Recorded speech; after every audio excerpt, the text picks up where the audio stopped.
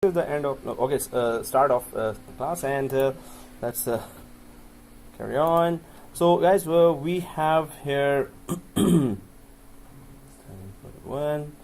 Before we go for DHCP failover, we can go for sites and services, and so we're gonna start. So please start your machines, and obviously I always forget that I don't have the machines locally available here.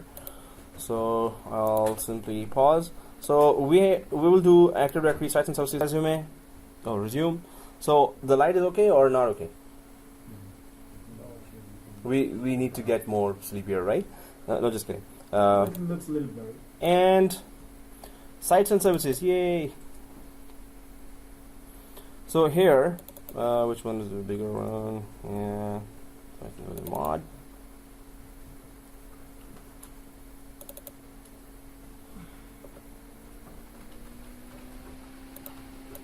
And why do I have 3 versions of a slide? Oh yeah. Okay guys, so it's okay,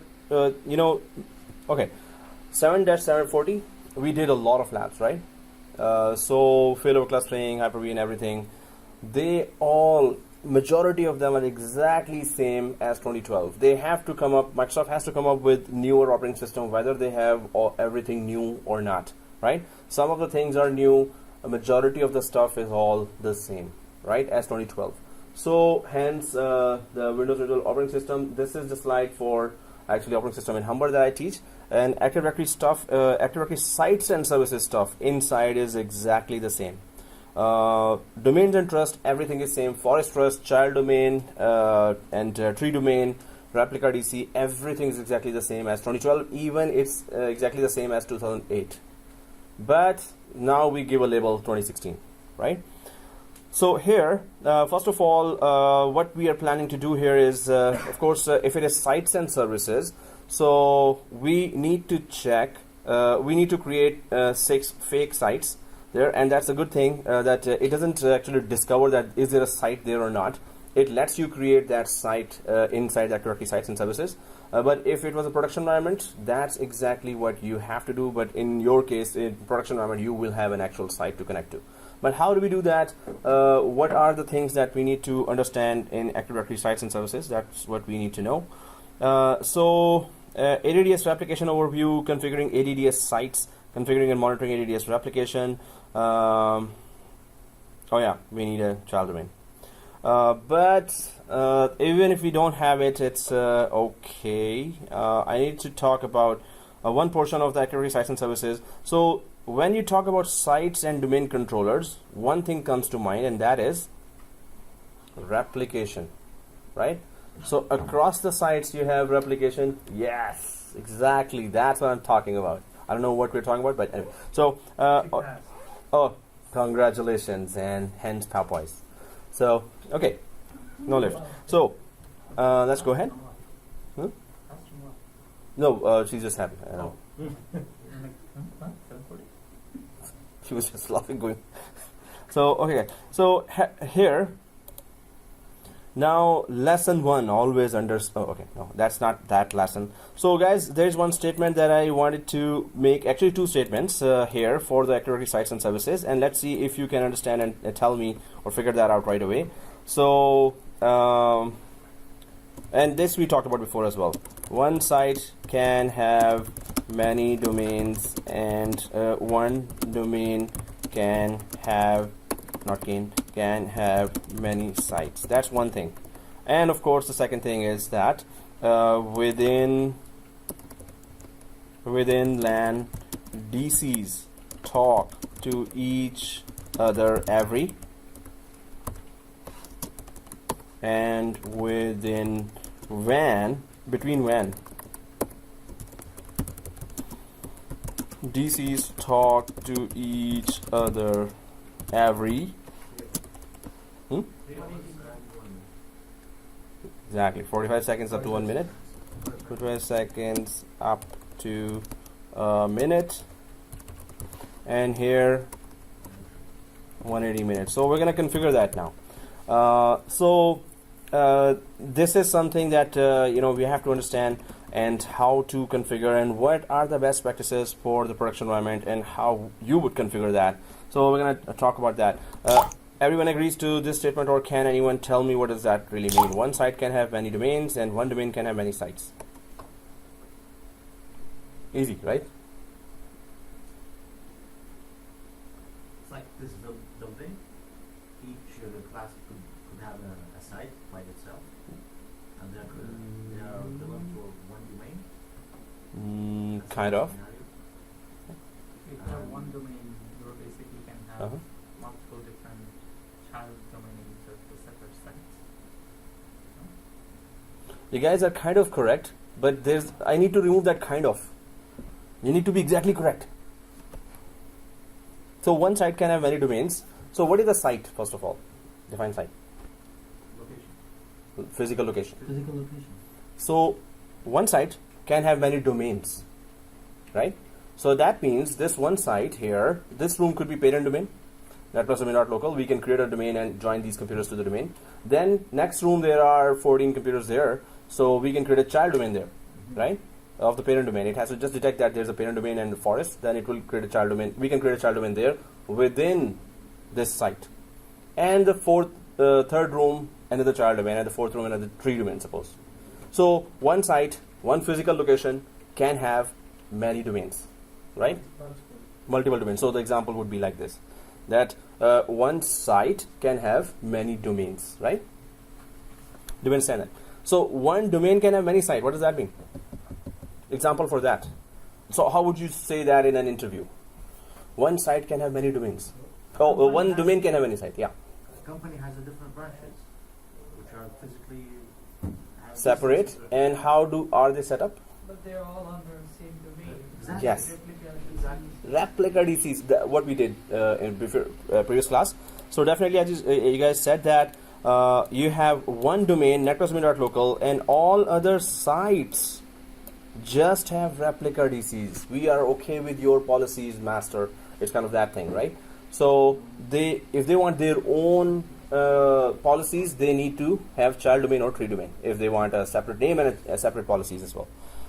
Otherwise, definitely one domain can span on multiple sites by putting replica DCs. Even if you don't put replica DCs, only clients' machines are there. All they have to do is, some sites are like that.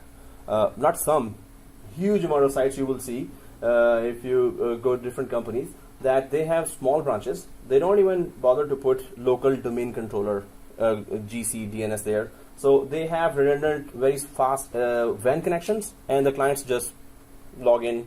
They are joined to domain through WAN.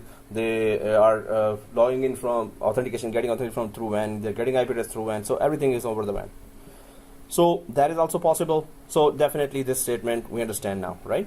That one site can have many domains and one domain can have many sites.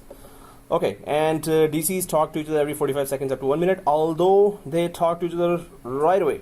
As soon as the modification happens, the update is gone there. 45 seconds up to 1 minute is when there's a peak time, when there's a lot of traffic on the network.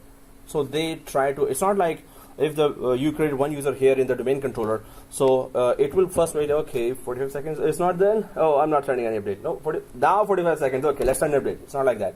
It sends out right away. But it would reach there in a peak hour when there's a huge traffic going on, 45 seconds up to 1 minute. Up to 1 minute is huge. It's already unacceptable if it takes 1 minute within LAN, within site. It should be very fast, right? So, but it should, if it takes a lot more time or even 1 minute, I would be worried about that.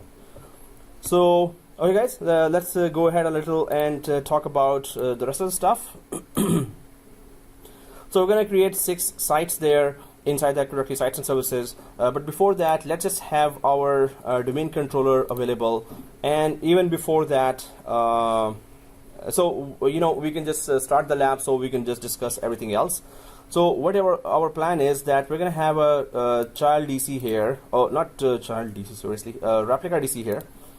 So we have one server 1 here as a root DC, and we're going to have a replica DC here, right? So root DC, replica DC, replica, replica DC. And then once we have that, then we're going to create a sites and services, and then we're going to go for sites and services, create sites, and we're going to talk about some replication issues there, or terminologies there. So let's go for that. I'm on server 1, and let's log in server 1 with net admin. Oops, seriously, not that server 1. Ah, man, am I kidding me? Okay, so while you're logged in, I'll be starting those. So we'll discuss the next slide. And this is the end of our Active Directory sites and services. Now we're going to go for the next new topic. Oh, okay, you know the joke. So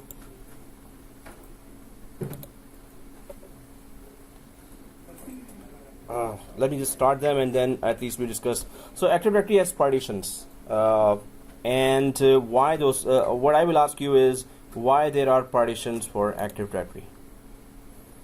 So Active Directory has 4 partitions, right?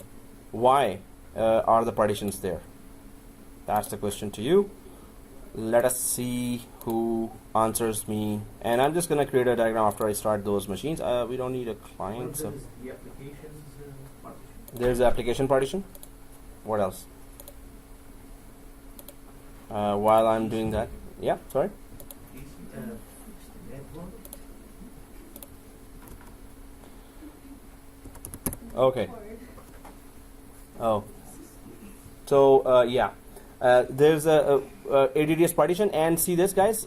If I just create it now, then I'm gonna put that question to you. The purpose, there are partitions, and there's the purpose of partition. Yeah. So this is one domain controller, and this is another domain controller. Just to give you a clue about the purpose of partition. So there are 2 domain controllers, and of course, when you install Active Directory, it's divided into 4 sections, right? So just like the heart has 4 valves. Oh, okay. Wow, that's very nice. See? I'll remember that forever. Analogy, right? That's very Cool. See, related to healthcare. Ah, see? Okay. So, but what's the, first of all, the 4 partitions, right? What are the 4 partitions? What is the purpose of that? And then why 4 partitions? Other than organization of the stuff, there is a very good reason for having 4 sections or 4 partitions. You're able to see that? You were like doing that, so it's okay, right? Oh, you're also doing that. No, it's okay. It's okay, right? I'm the blind guy. So. Okay. Majority of the time you cannot see that. You hurt my feelings now. I'm using the glass, so I'm the blind guy. Oh. No one uses. No, there's a. Hey, you hurt his feelings now. He also uses glasses. No one is as blind as I can see. Okay. I am No. blind. I don't see. Okay, there's another guy who's claiming the same thing. Okay. He's actually feeling the other guy. Hey, are you still there? So. Oh, the Valentine boy. Oh, somebody's back. Okay. Okay, guys. So configuration partition. Forest-wide information about the Active Directory structure. Configuration partition has forest-wide information about the Active Directory structure. Give me an example. Forest-wide what information? Forest-wide information. What kind of information is forest-wide information? All the domains. Domains, child domain, tree domain, right? And maybe there's a forest trust. So forest-wide information about the Active Directory structure, right? So configuration partition has, and especially when you have GC with you, global catalog. So schema partition, forest-wide definitions and rules for creating and manipulating objects and attributes. See, so easy. Okay, it's like, flew by F-16 or MiG-23, the Russian. So organizational. So it's for organization 4 sections. But what are those 4 sections? Configuration partition, forest-wide information, how many trees, the domains you have, but schema. Can anyone tell me in your own words what is schema? We talked about that in the previous course. Security rules between forests? Mm-hmm. Or within one forest? Not exactly security rules. So it would be that how the objects are made and how objects will work. Somebody is defining a map of, okay, user, classes and attributes, right? Forest write definitions and rules for creating and manipulating objects and attributes. So how the objects... No. It has nothing to do with organizational units. Although OU is, organizational unit is one object. Groups, security group is one object. So user is an object. Computer is an object, right? So all those things that you create in Active Directory are objects. So schema has the detail of the properties of the object. What does that mean? A user's first property is that it should have a password. Okay, that's first property. Second property is it will log in. Third property is we can modify the password. So whatever we can do with the user object, that is defined in schema. So schema is scheme of things. How this thing will operate, how this thing will operate. It's like a manual of a car. The engine, what engine is there, right? Or what brakes, what types of brakes are there? What type of steering wheel is there? What type of every other machinery is there, right? Mechanical and electrical systems are there. So you have a manual of the car when you buy a new car, and you go through the manual. It's a big book, right? So schema is having details of all the objects that are being used in the Active Directory.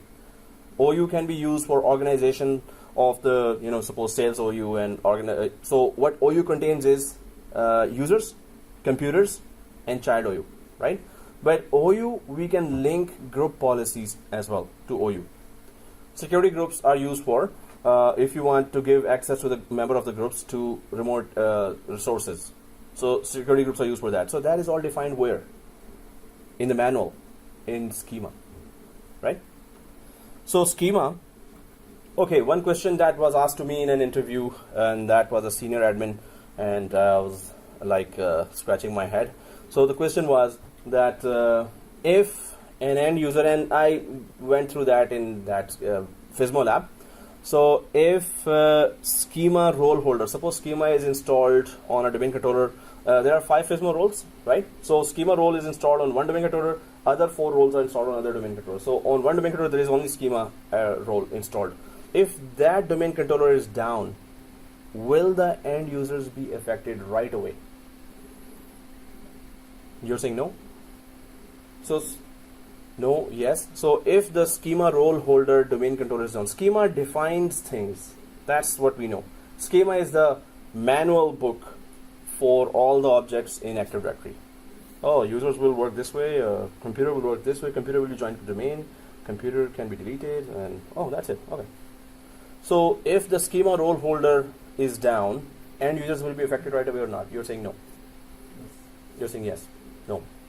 Yes. What they say, right? Whatever they say. No. No. So it's no. No, it's no Not for for this. What them. they say. Okay. Not for them. So what's your take into that? Because some of the reactions I was. The replica has its copy for. Oh, that's the main thing. FISMO roles are 5, and you cannot copy them. Either they will be on one domain controller, or they could be on another domain controller. So DNS, yes, 2 copies, 3 copies, 4 copies, 5 copies. DHCP 2 copies. Active Directory 1, 2, 3, 4, 5, 6 copies. Yes. FISMO roles, no copy. It is just one. One domain controller can host it. So that's why you cannot have a copy of a FISMO role. Hence the previous videos. It should be affected. Oh, so end user should be affected. You're saying, yeah. Yes. Yes. So 3 yes, 2 no's. Tick tock. Oh no, time is up. So what's going on here is that end users will not be affected. Why? Because schema, if it is down, it is not. So suppose you create 10,000 users. Schema has nothing to do with that. You joined 50,000 machines to the domain. Schema has nothing to do with that. No, so the information of the object is there. How many objects you created is not schema's job to take note of, to update. Sure. How object will work, schema has that. But how many of those you created, schema doesn't care. So where does all those objects get collected? In the domain partition. Domain partition, this is where you do day-to-day work. If there are 10,000 users, domain partition will tell you, yes, I can tell you how many users are there. But how does it work? Oh, ask schema. I don't know that. How do they work? Or we can change some basic behavior of any object there. We can disable password. From now on, no password for any users. You can go to schema and do that. In domain is like a cop and schema is like a lawmaker. They make the law there. And domain has to implement that law. So you're saying that the information is held in domain. If the schema is down, end user is not affected. Yes. Because Because it's just hold defining the object. Right. Users will work this way. Domain, But yep. what if I want to add a user? Yeah, so it's happening on the domain partition. Schema doesn't care about adding user, deleting user, modifying user. Schema tells you, hey, this is a user. Suppose the manual of the, let's go to the analogy of a new car. You bought a new car, there's a manual, and there's a detail of engine. Now you've upgraded the engine to something else. Manual doesn't care about that. Manual has the detail of this is the Mercedes engine there, but you upgraded it to some sports car engine. Manual doesn't change. Yeah. But it has the information to, for example, the policy of the password. Policy of the password is there, but The schema. yeah. So If I'm adding Mhm. a new no, user, policy of the password is in Active Directory in domain partition. Policy that we can change, is here. Schema defines, yes, there will be a policy of password for the users. What policy? Ask domain partition. If you want to implement or change something on day-to-day basis, that doesn't happen in schema. That happens in domain partition. Domain partition is the Active Directory that you log into. Active Directory users and computers, Active Directory sites and services, Active Directory domains and trusts. That's where domain partition is. You make changes here. But what is defined, where is the book that defines everything? That is schema, right? You can still make changes to the schema when? It's those rare times when you make changes in the schema. before it dies. Yes, of course not. Okay. everything was here as well. When you're adding a new rule between forests. Okay, when you're adding a new, until that it's correct. When you're adding a new what? Adding new rules. New- When It's- you're adding a new forest, policies or I'm going to tell you. Go ahead. Adding a new schema only gets changed when rule policy about what? You have to be very clear about that. So, some enterprise applications introduce new objects in the forest. For example, Exchange Server. When you install Exchange Server, it says from now on, when you create a new user, a mailbox will be created as well. That's a new object. For schema, it's a new object. Mailbox object. What will mailbox do? It will store emails. It will be connected to your user account. It will be logged in. It will be loaded from Exchange Server when the Outlook client connects. It will load from Exchange Server. So new object. Distribution list is introduced by Exchange Server. Anyone heard of distribution groups or distribution lists before? So like Google Group, we have a lot of members in the group, and when we email to the group itself, email goes to all the members of the group, right? So that is called distribution list as well. This is called distribution group as well. Email group, right? Email group. So the main thing is about schema, enterprise applications rarely, when you're installing a big enterprise applications, some of them introduce totally new objects. That is like you're adding some upgrades to your car. Analogy again. That when you're doing some big upgrades from the vendor, maybe they will give you an updated manual then. Hey, now you have with engine this as well. Steering wheel will be this, and upgraded brakes are there. But it's on the manual level. So you're doing the basic infrastructure changes now.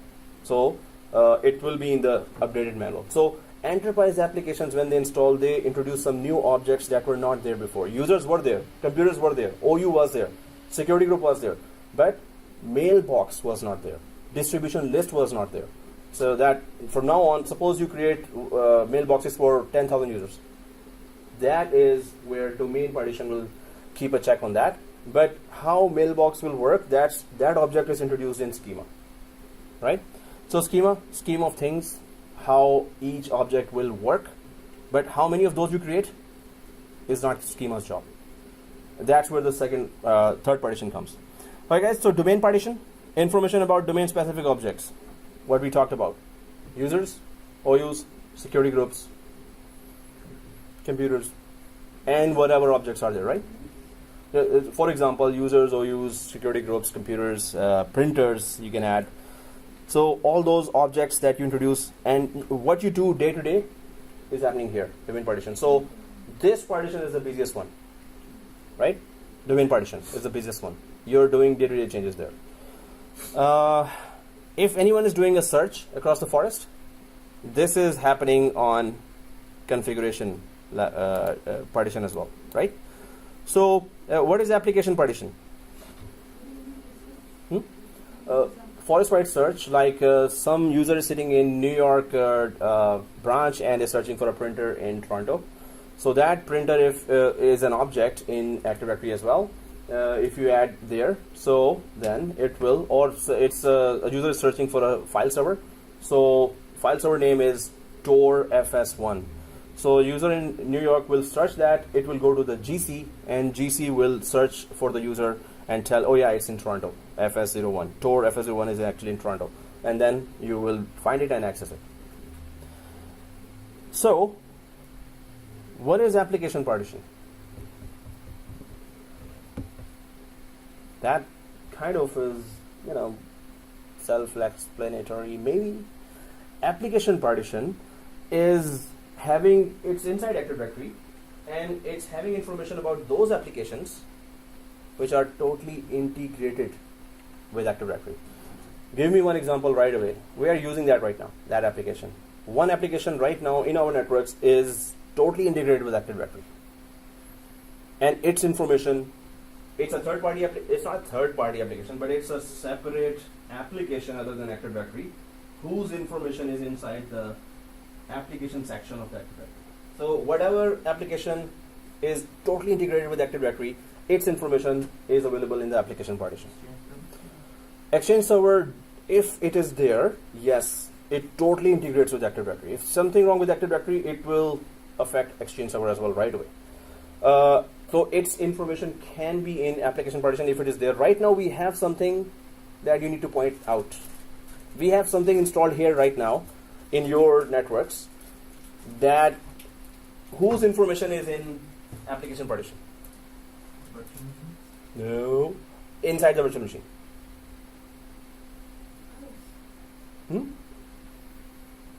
What did we install inside? Huh? The VMware.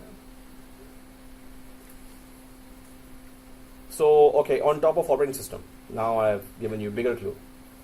Don't go outside of operating system. It's on top of operating system. No, so operating system is inside VMware. So we are inside the VMware operating. On top of operating system, what have you installed? When you log in from NetAdmin, right now you're logged in from NetAdmin. User interface. No. Okay. Tick tock. Tick tock. Tick tock. The network use the VMware? No. No. Hey, you're the only one eating, so you have more energy than others. DNS? Yes, DNS. Other than Active Directory, DNS is a separate role. DNS is not part of Active Directory. If you choose, you can uninstall DNS and Active Directory will still be there. It's not going to work properly, but DNS is a separate role. Then DHCP? DHCP can be integrated as well, and its information can be in the, but more integrated is DNS. So AD integrated DNS, that is an option there. So when you install Active Directory, if you say DNS will be installed, DNS is installed with Active Directory. We know that, right? We did that so many times. So it is so integrated with Active Directory that it is called AD integrated DNS. There's a terminology for that. AD integrated DNS and standalone DNS. There are two types. We're going to go in depth with DNS later. So very, very crucial. If Microsoft environment, if DNS has an issue, the whole environment has an issue, right? So we need to go in depth with DNS, and that's part of the course. What we need to know is any application that is totally integrated. So Exchange Server example was the best one. That if you install Exchange Server, it's totally integrated with Active Directory. It introduces stuff, objects in schema, that's how much integrated it is, right? So, but the main thing is that application partition contains information about the applications that are totally integrated with Active Directory, right? But why 4 sections? There is another very deep reason behind that, and there's a real intellectual thing behind that. Okay, why 4 partitions? Organization, other than organization, yeah, we wanted to organize this, there, yeah, it's done. There's another reason that is really useful. Every minute it is useful. That it is divided into 4 sections. Yeah, that too. I heard that when you're doing the tick going on. That tick is really disturbing everyone. Just kidding. Okay. Go on, come on. Just kidding. So, why 4 sections? Come on, guys. Not even a guess. Give me a wrong guess at least. Because it's not 5. That's a very wrong guess. Now let me tell you. So If something crashes, then you're not losing all 4 at the same time. okay, there's a try. Yeah. Yeah, you were saying? It's okay. So Hierarchy? no. So we can try at least, right? So I'm gonna tell you anyway, right? But when you try and then you will remember it much longer. Organized? Oh, other than organized. I said that before already. Other than that, okay. So that is there. So the main thing is replication. Okay, tell me. Then say it. I didn't say it. You still didn't say it. Oh yeah, the tick. We were hearing that. Yeah. Okay. Replication with the food. Yeah. So replication. Okay, tell me why. Give me the reason for that. I said replication is the reason that there are 4 sections. How does it make sense? What is replication to do with 4 sections? Okay, again, tick tock. Okay, so yeah, we need to cover some more. So let's go ahead, but definitely these are the questions I'm raising so we could have that food for thought, not food for stomach. I'm just kidding, come on. So food for thought, it just came to my mind. Can you just come up with these questions on spot, or do you have them written somewhere? I conspire them like way days before. No, it's not. Came up with that. So I had food just before coming here, so I'm also energetic. So here, what's happening is, see this, if there are, suppose you created 2 users here, so only domain partition should update the domain partition of the other Active Directory. What? Domain partition handles day-to-day tasks, Active Directory users and computers. What you do in there, suppose you create 100 users, or suppose you join 5 computers to domain, or suppose you create security groups or OUs. So that's all happening in the domain partition in Active Directory, users and computers. So when I say this, yeah? Yes. What I was gonna ask that, and already answer is there. So domain partition, if there's an update, not everyone has to send their data to this partition. If one section got updated, that one section should update that same section on the other domain controller. Not everyone has to send every time the data. Hence, reducing, because these are very chatty guys. They talk a lot, like someone here. Oh, no, not me. Okay. So here, so if domain partition gets updated, it will update that. Suppose somebody did a search there, configuration partition. Suppose you added some more users, configuration partition. That global catalog server will be updating. Oh, there are 500 users more created. Global catalog server must know that information as well. So in the future, somebody searches those users, global catalog server has to be updated as well. So it will update here as well. Hey, my domain partition has updated to 500 users. So I have partial information of those users. So hey, you GC here, I'm updating you as well. But only configuration will talk to configuration. If you install, suppose Exchange server, schema will talk to schema. Right? Whenever you install Exchange server, suppose you never install, so schema is never updated. Whenever you do updates, that requires schema. And application partition, suppose when you install Exchange server, schema is changed, application partition gets new information.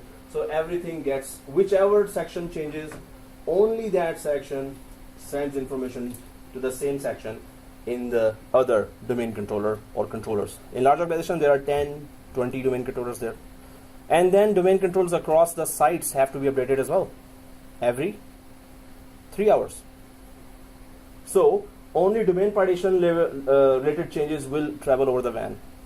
That's where we really save our bandwidth, right? It has to be minimal traffic. So sections of whatever got updated get to travel over the WAN or travels over the LAN. Even on LAN, we need to reduce the traffic, right? We need to reduce the traffic on LAN. So you as a system administrator will be best if you are offering a network that is fast and secure, right? Fast and secure. So if the network is really slowing down, you're the one who's answerable for that. What application is creating what type of traffic that is causing the whole slowdown? Okay, you can say it's peak time. No, that's not a good reason.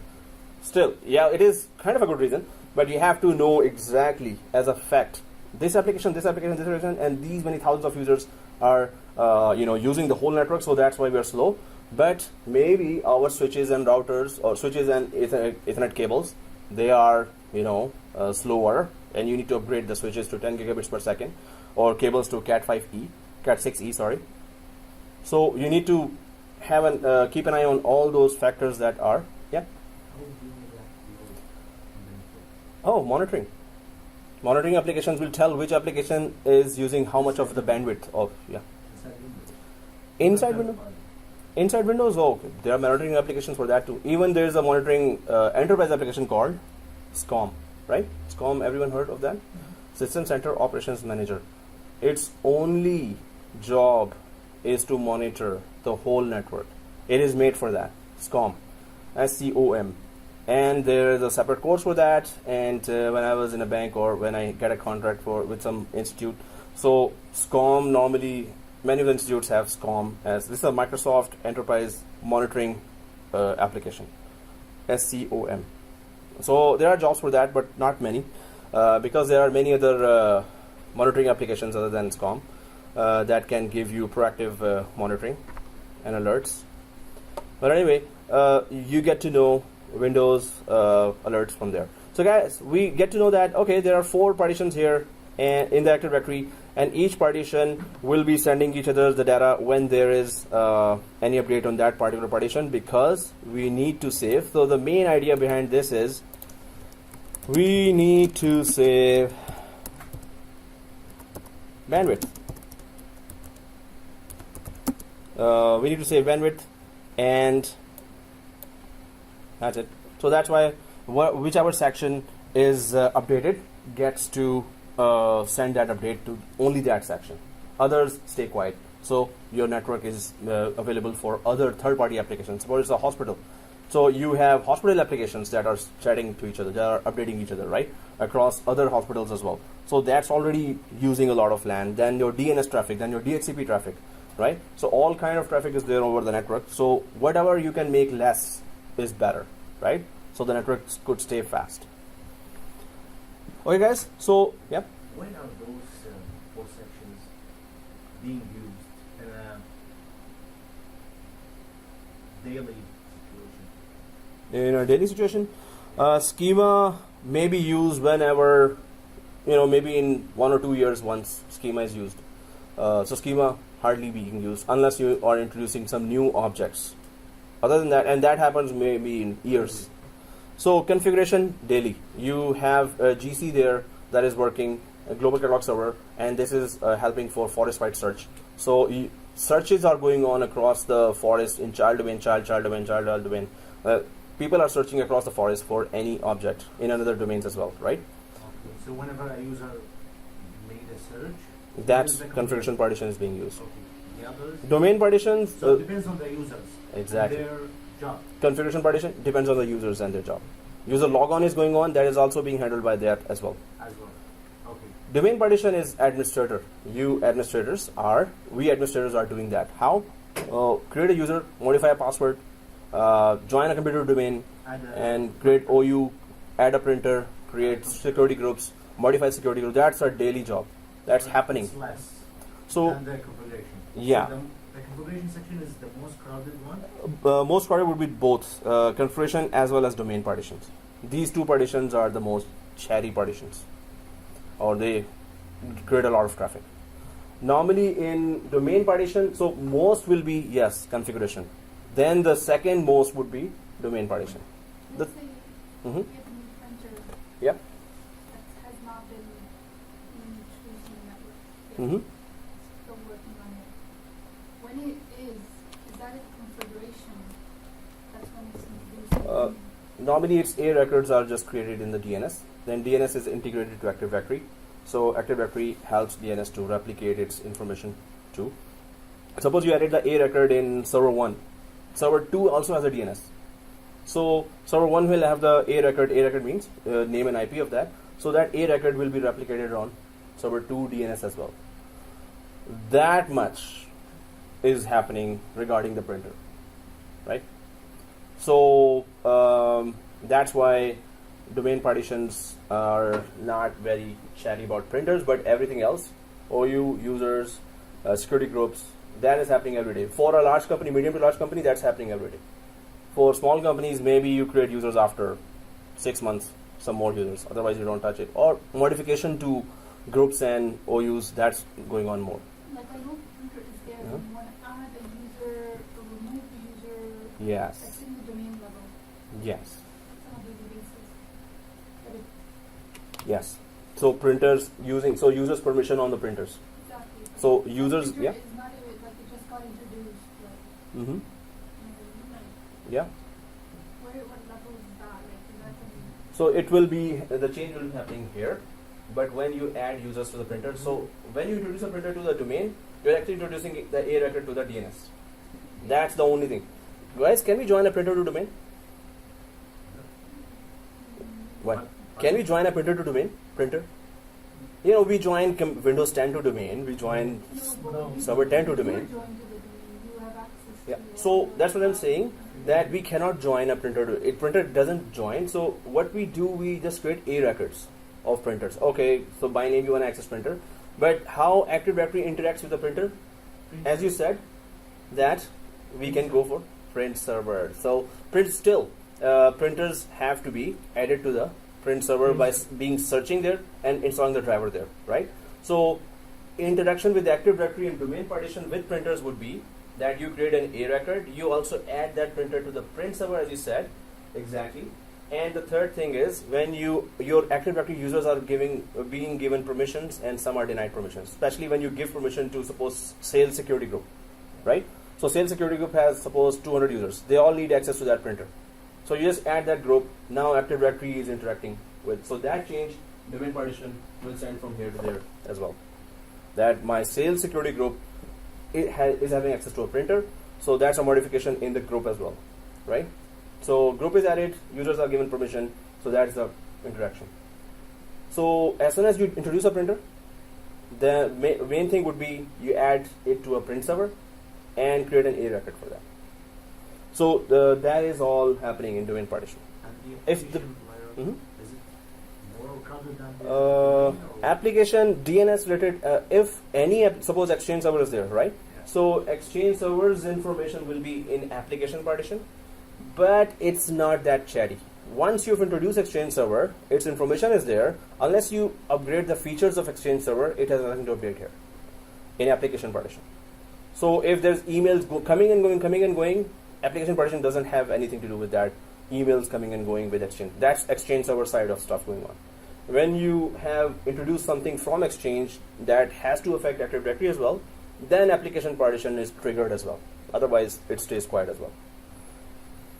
Right? Okay, guys, let us go ahead. But that's very interesting conversation and discussion. So definitely we are sharing our experiences as well. That's very good. So, and we're not sharing our lunch or dinner, but definitely experiences we are sharing. Someday maybe. Yeah, somebody just pointed on the guy who's very happy joining a new job, right? Oh. We haven't decided about the restaurant yet, but let's not, wait too long for that. We should have a separate meeting for that. Stick to purpose? Maybe say- A bird in a hand is better than two in a bush. What we can have now is better than, oh, let's plan and then, okay. Nothing is happening. Nothing happened. 7 for 1 is done. This is the fail. Domain is done, but there is still we need to create the GPU. So, yeah, Papa is anytime, right? No reaction. Come on. Okay. Or maybe some other thing, but because he's saying, just tell me. So that's his, offer. Just like you also offered, but they lost. That was their problem. They lost that opportunity. So anyway, so guys, let's go for something else here as well. Some concepts. Not something, some concept. Multi-master replication. Wow, what is that? Do we have two masters? Master. Yeah, not that master. So, black belt. Yeah. Okay, so maybe in camera they will say, hey, who's this crazy guy here? So, it's like, multi-master, what is that? Okay, replication we understand.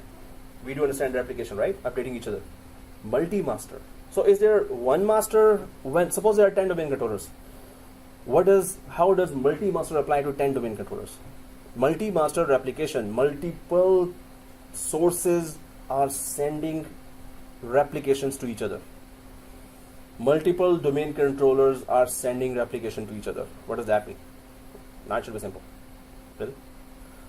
So what happens is you have a large organization and you have multiple system administrators, right? 4 or 5 system administrators there. So one is logged into domain controller 1, second is logged into domain controller 10, third is logged into domain controller 6, suppose. They're all making changes according to the tickets that were raised and they own that ticket, right? Okay, I'm working on changing the password to the user. Second administrator is working on, okay, I'm creating A records there. Third is going for, I'm just adding these users to the security group, sales security group. So there are multiple administrators making changes. As soon as those changes are done on domain controller 1, 6, 10, 3 domain controllers, they all send that information to each other. All domain controllers have to be updated on the same level as soon as possible. That's the main idea, right? So if there's a change on domain controller 10 at once, as soon as change is done, all 9 domain controllers have to be updated right away within 45 seconds, up to 1 minute, right? Normally it is always less than that, less than 45 seconds. But if it's a large environment and a lot of traffic and peak hours, it could be 1 minute. So the main thing is multiple domain controllers sending replication to each other just to keep every domain controller on the exact same level. If any modification done on domain controller 6, all others must know that right away. Right away. And after 3 hours, every 3 hours, across the sites, domain controller will know that too. Right? Send modification updates to each other. Multiple domain controllers send modification updates to each other. So modifications are done. Oh, I need to update others. Okay. Right? So if this is not possible, that one domain controller you changed a user, you created a user, or you just changed the password, and other domain controllers have no idea about that. That is not possible. I mean, technically it is possible if there's a problem, but that problem you have to be that's a red alert for you. If replication is not happening, you should be like running for it. What's going on? What's wrong here? Why is not replication happening? It's not acceptable. It's not acceptable at all, exactly. So multiple domain controllers can send replication to each other, right? So this ensures what? Accuracy, convergence or consistency, and then performance, keeping replication traffic to a reasonable level. So all domain controllers, so accuracy means, of course, one user logged in from domain controller 10. His or her request to log in went to domain controller 10. Domain controller knows that the password was changed on domain controller 6, but I was updated in time. So that user was logged in from domain controller 10. Next time, suppose the password was changed again for user John, but its update was not sent to other domain controllers. Suppose there was a replication problem between domain controller 10 and domain controller 9. So user John logged in after 1 hour from domain controller 9, but 10 did not inform 9 that I changed its password. So 9 knows the old password of user John, 10 has the updated password, but somehow replication is not working there for some reason. So the record will be not accurate. So replication again is a big deal. So it has to update. If it's not working, make sure go and solve that problem, right? So accuracy, all information has to be accurately updated on all domain controllers. Consistency, they have to be exactly on the same level. Performance, of course, if it is done, if all domain controllers are updated, so the user can log in from any one, so the traffic will be lesser, because user will be logged into the nearest domain controller always, whichever is the nearest, right? Suppose user is on floor 1 and the domain controller is on basement or floor 0, suppose, and is there a floor 0? There's always a floor 1, right? It always starts with 1 or 0. Oh, just kidding. So anyway, so domain controller is on floor 2, but there's another domain controller on floor 10.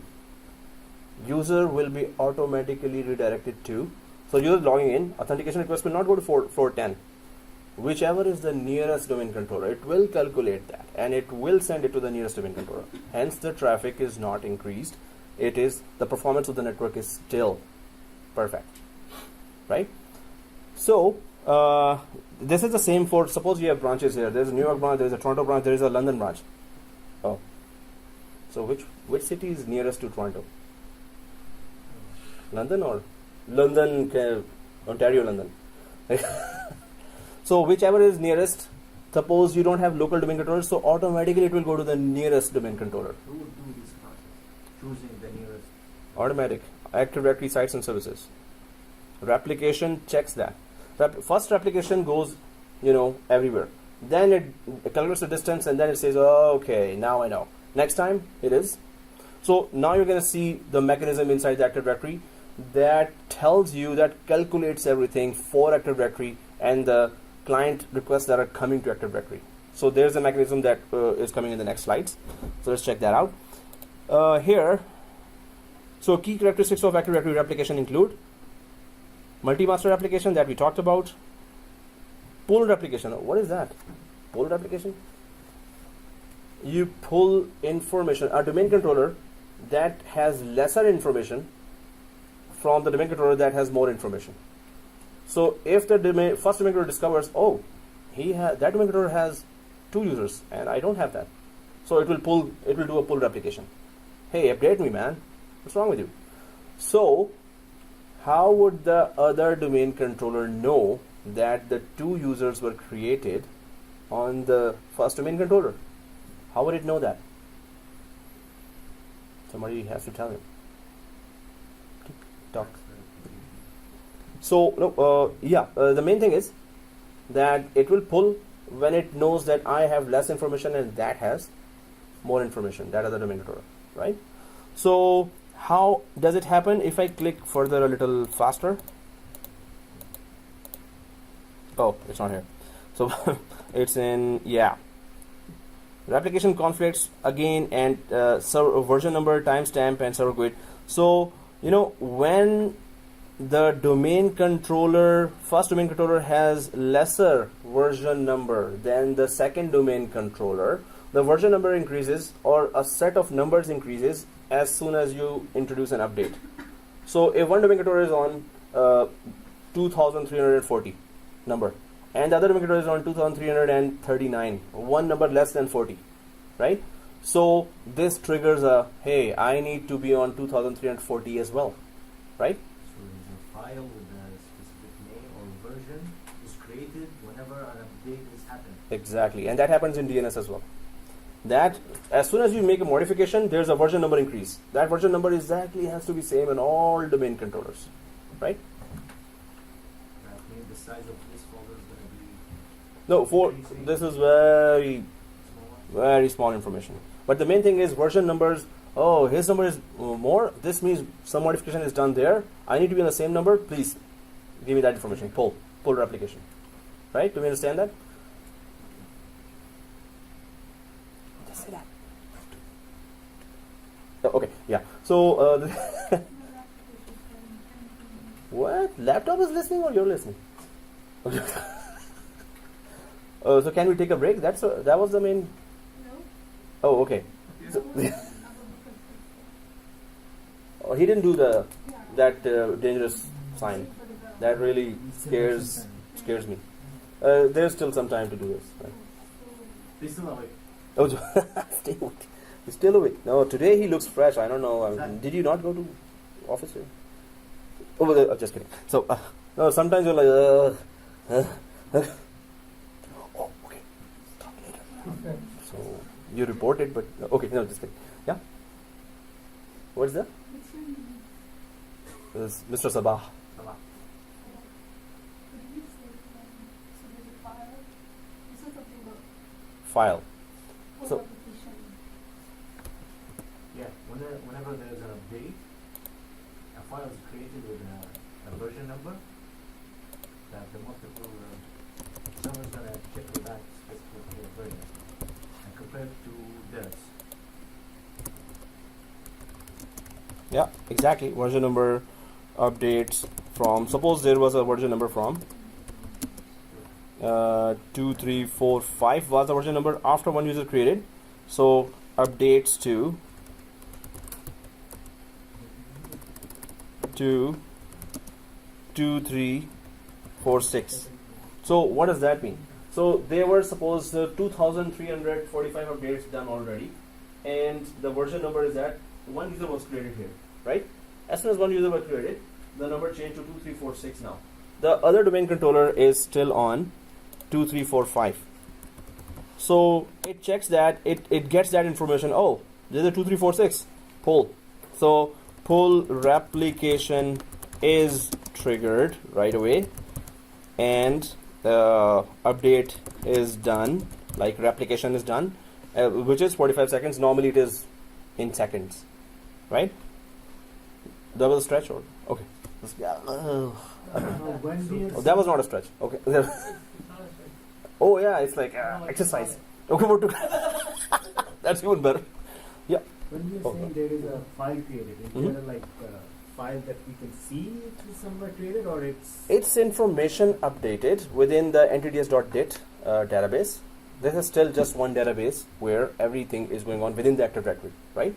So it's not a separate file, but that database file ntds.dit does get updated with all this modification.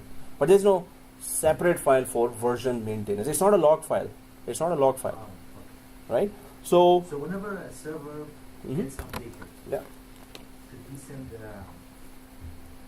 the new version notification, notification to the others? yes, and then the others can pull as well, right? So it's not a send replication. It's always a pull replication. It's never a I send something.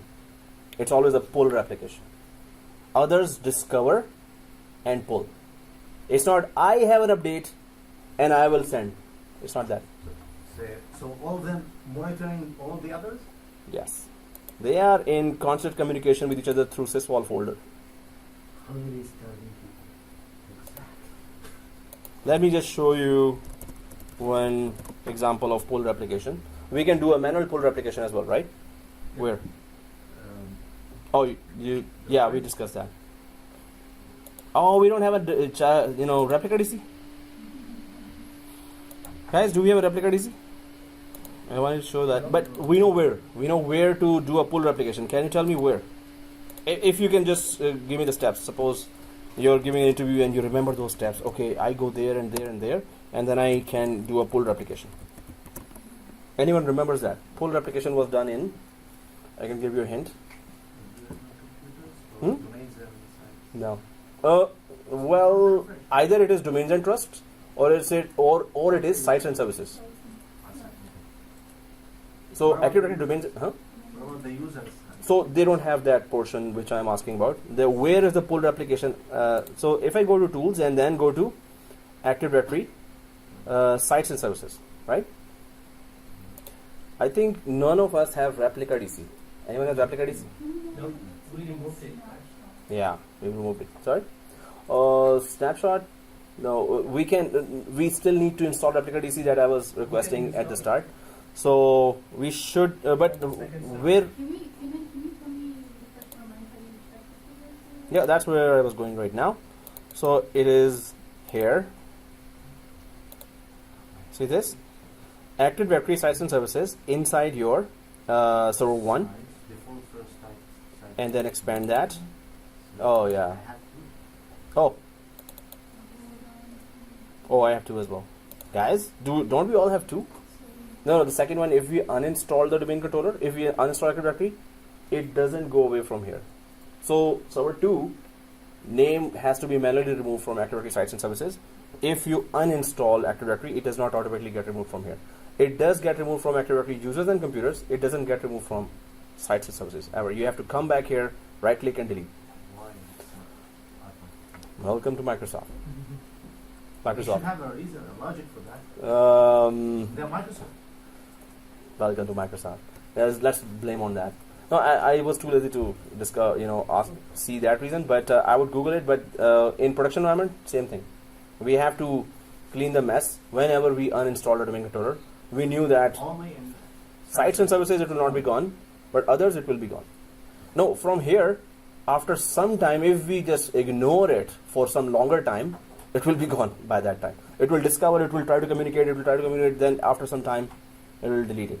But that's a long time. We just go and delete that. Again onto the server 2. This will still be the name that will be taken. If you reinstall again, this will be the same name. It will not create a second or third one. It will just stick with that.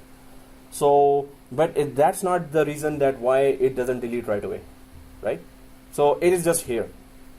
So maybe we could just do more research on that. That why is it here? But when you uninstall, normally in production environment we come here. This is one of the steps in ITIL or change management that we actually tell that and get approval. So the steps we have to write there, and plan B have to write there. So when we write the whole thing, then we say that okay, we're going to come here to Active Sites and Services. It will be there. We will manually remove from there. So this is something known to us from as a basic behavior of Windows domain controller. So if you click here, it does not expand. This means there is no domain controller behind it, right? It's just a name that we can delete. Okay, so yeah, it's too fast. But if you go for NTDS settings, that's where if you had the connector here, suppose we had the second working domain controller, you would have seen a connector here. When you right click here, pull replication is there for manual pull, right? So that's the other place where you can manually pull a replication. Again, it is not sending.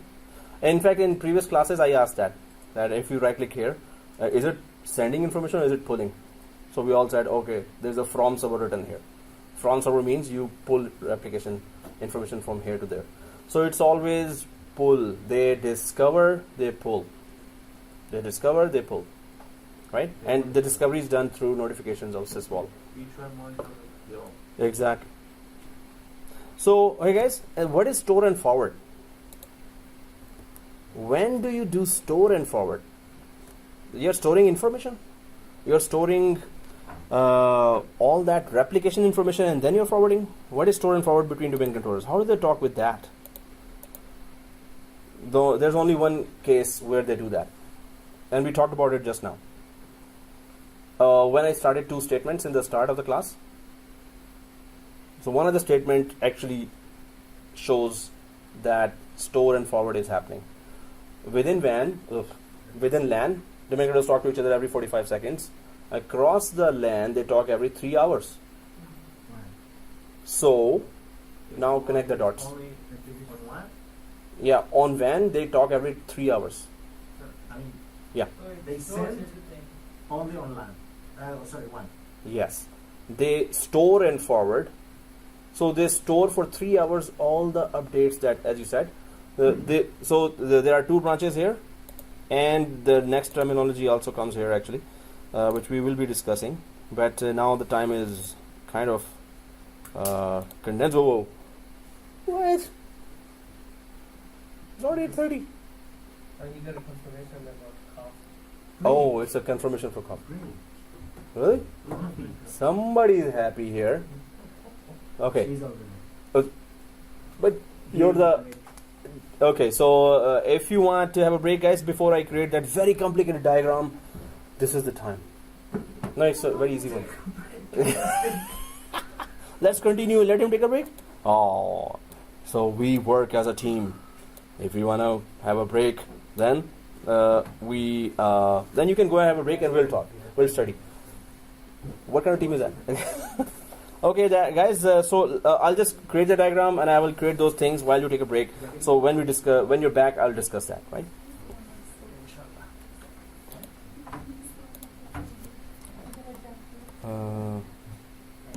Branch 1. Oh, branch 1.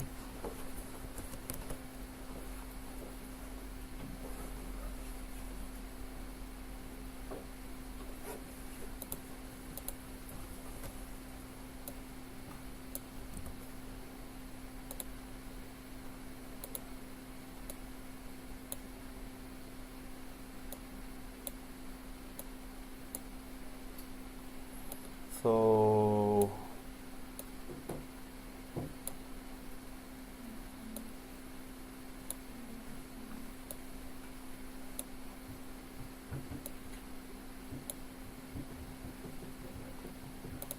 yeah, that exactly. You're right. Exactly, you're right. I agree with that. This is Morse code, right? This is A. No, I'm just making it. I don't know. Morse code.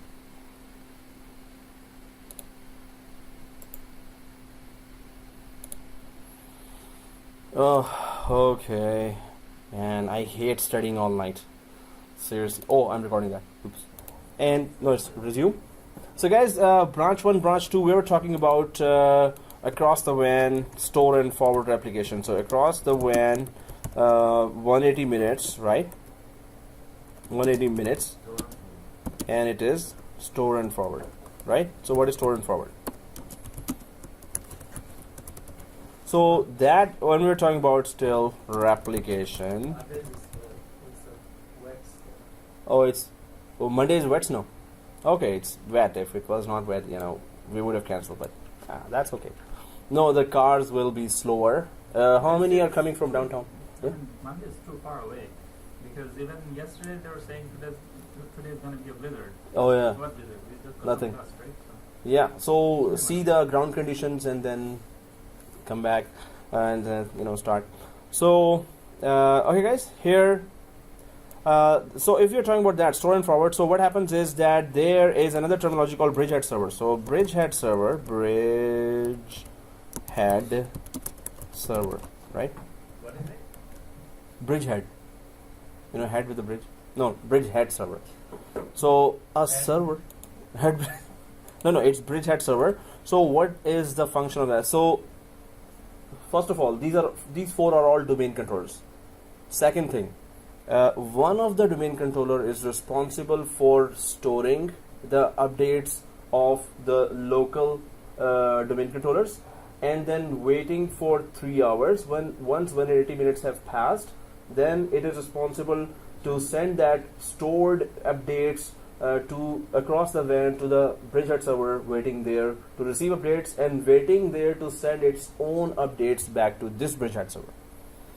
So bridgehead server is a domain controller. First thing, its responsibility other than being a domain controller is to store the updates to be sent every 180 minutes across the WAN to the other branch. That's the responsibility of a bridgehead domain controller. It's a domain controller, yeah? Oh. That was just okay. I thought it was a question. Okay. So in this two branch we have two DCs, right? So these four are all DCs. They are all DCs, right? So suppose they are not DCs. Can you choose that? No, that's automatically decided. So suppose there is one DC in a branch. That becomes a bridgehead server as well if it is communicating over the WAN, and Active Directory sites and services have mentioned it as a domain controller within the forest. So we don't choose that. Domain controller internal polling happens, internal voting happens automatically, and they choose one of the servers. Hey, you're going to be bridgehead server now.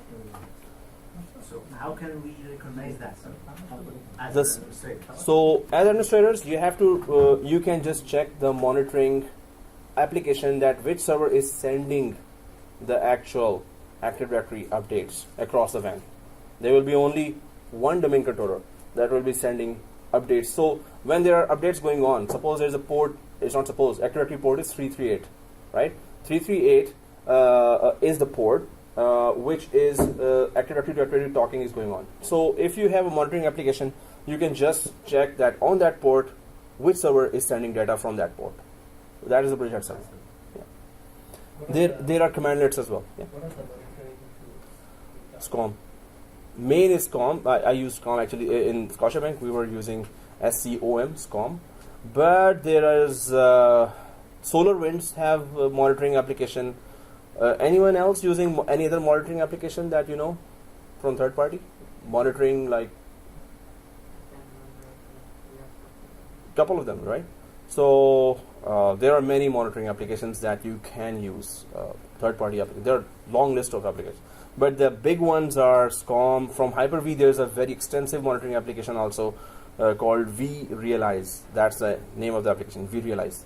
vRealize, right? So that's from VMware. But that's also very extensive monitoring application.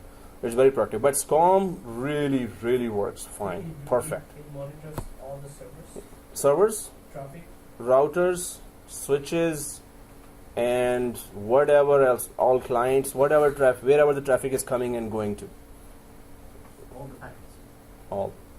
And it's proactive. And it's not only the traffic. The hard disk is about to be full. So it will, take the monitoring events there from all the servers. It's going to gather that. And if it's a priority 1 alert, so it's going to, we can identify that. If the hard disk reaches more than 80% space for any of those servers that we are monitoring, so send us a P1 alert. If it reaches 60%, send us a P2 alert, priority 2 alert. It's not priority 1, it's not critical. So some alerts are P1, P2 already, and we can create our own P1, P2 alerts as well. So it's very extensive. We had to work on that, so that was like, wow. Does it allow you notifications? Oh yes, that's what it does. So our Blackberries were receiving P1 alerts. Especially there is an ops team as well. Their main task is to call when there's a P1 alert. So there are people who are with the phone. As soon as they see P1 alert, they call that particular team and whoever is on call in that team. Right? They call that guy. So on call changes every week. One guy, second guy, third guy. Okay guys, so here, these are all DCs, right? So DCs here, DC here, and there. So there's already that replication between the domain controllers locally going on, but one domain controller is, the responsible for creating those, storing it for 180 minutes and then sending it to over the WAN to the other bridgehead server. So both sides. So how bridgehead server domain controller is selected?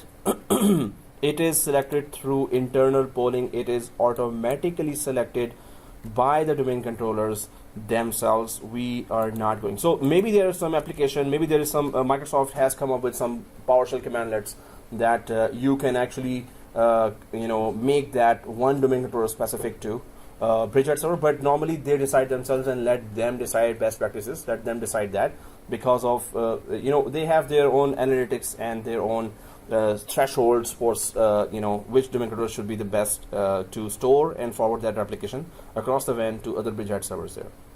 If there is only one domain controller there, that's the bridgehead server. That's it. That's very simple, right? So okay guys, we understand that there is a store and forward application, there is a pull application, and then if we go to go ahead with the slide, if we keep going, so that's gonna, so we need to start the lab as well, and we're gonna create 6 sites, and the rest I'm gonna explain the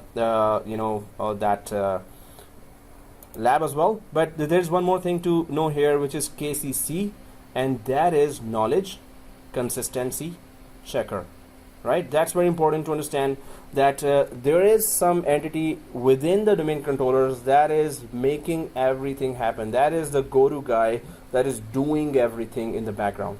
So intra-site replication uses, intra-site means within the site, right? So KCC is there, and there is a mini class going on. So KCC to automatically create topology. So I was like totally distracted here. Are you gonna get this? Popeyes? slides?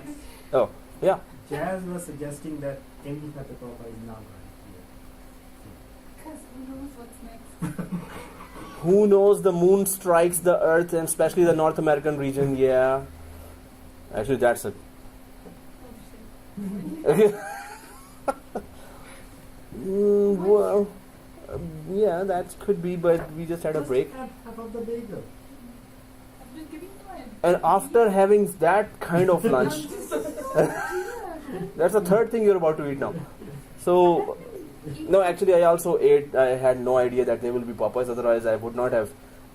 Although Popeyes doesn't make any difference, you know. You eat it, and then after maybe it proves as an appetizer for me. Oh, now I'm hungry. After I'm done. Actually, that's really nice. Yeah, it's kind of appetizer, right? So, okay. So KCC is. The way I see it for you guys, it's like you first, and the train will leave the station.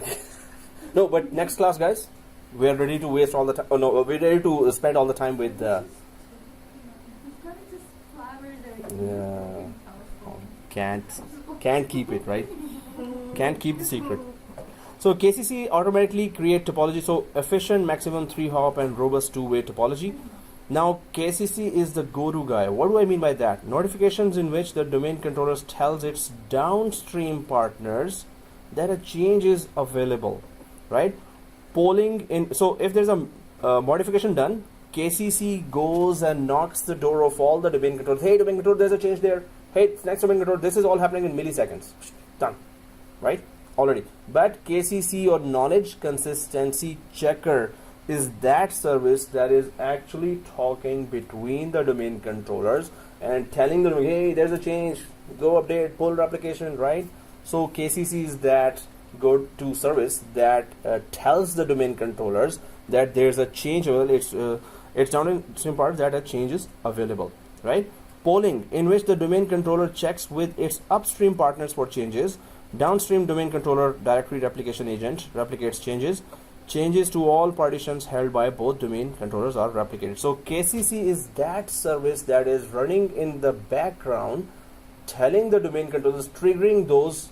It is making that possible to trigger that update or that replication or pull replication. It is also triggering the store and forward replication as well. Yeah, question? Yeah, I thought all the servers gonna real time checking the others. So there is something has to be going on between them. One service has to be communicating with everyone and updating everyone about what's been decided. So that is what I was saying, that in the next slides there will be a service coming that I will tell you that is actually telling everyone, hey, there's an update. So your number is 2 and that number is 3 now. So the KCC comes there, knock, knock, knock, pull. There's an update there now.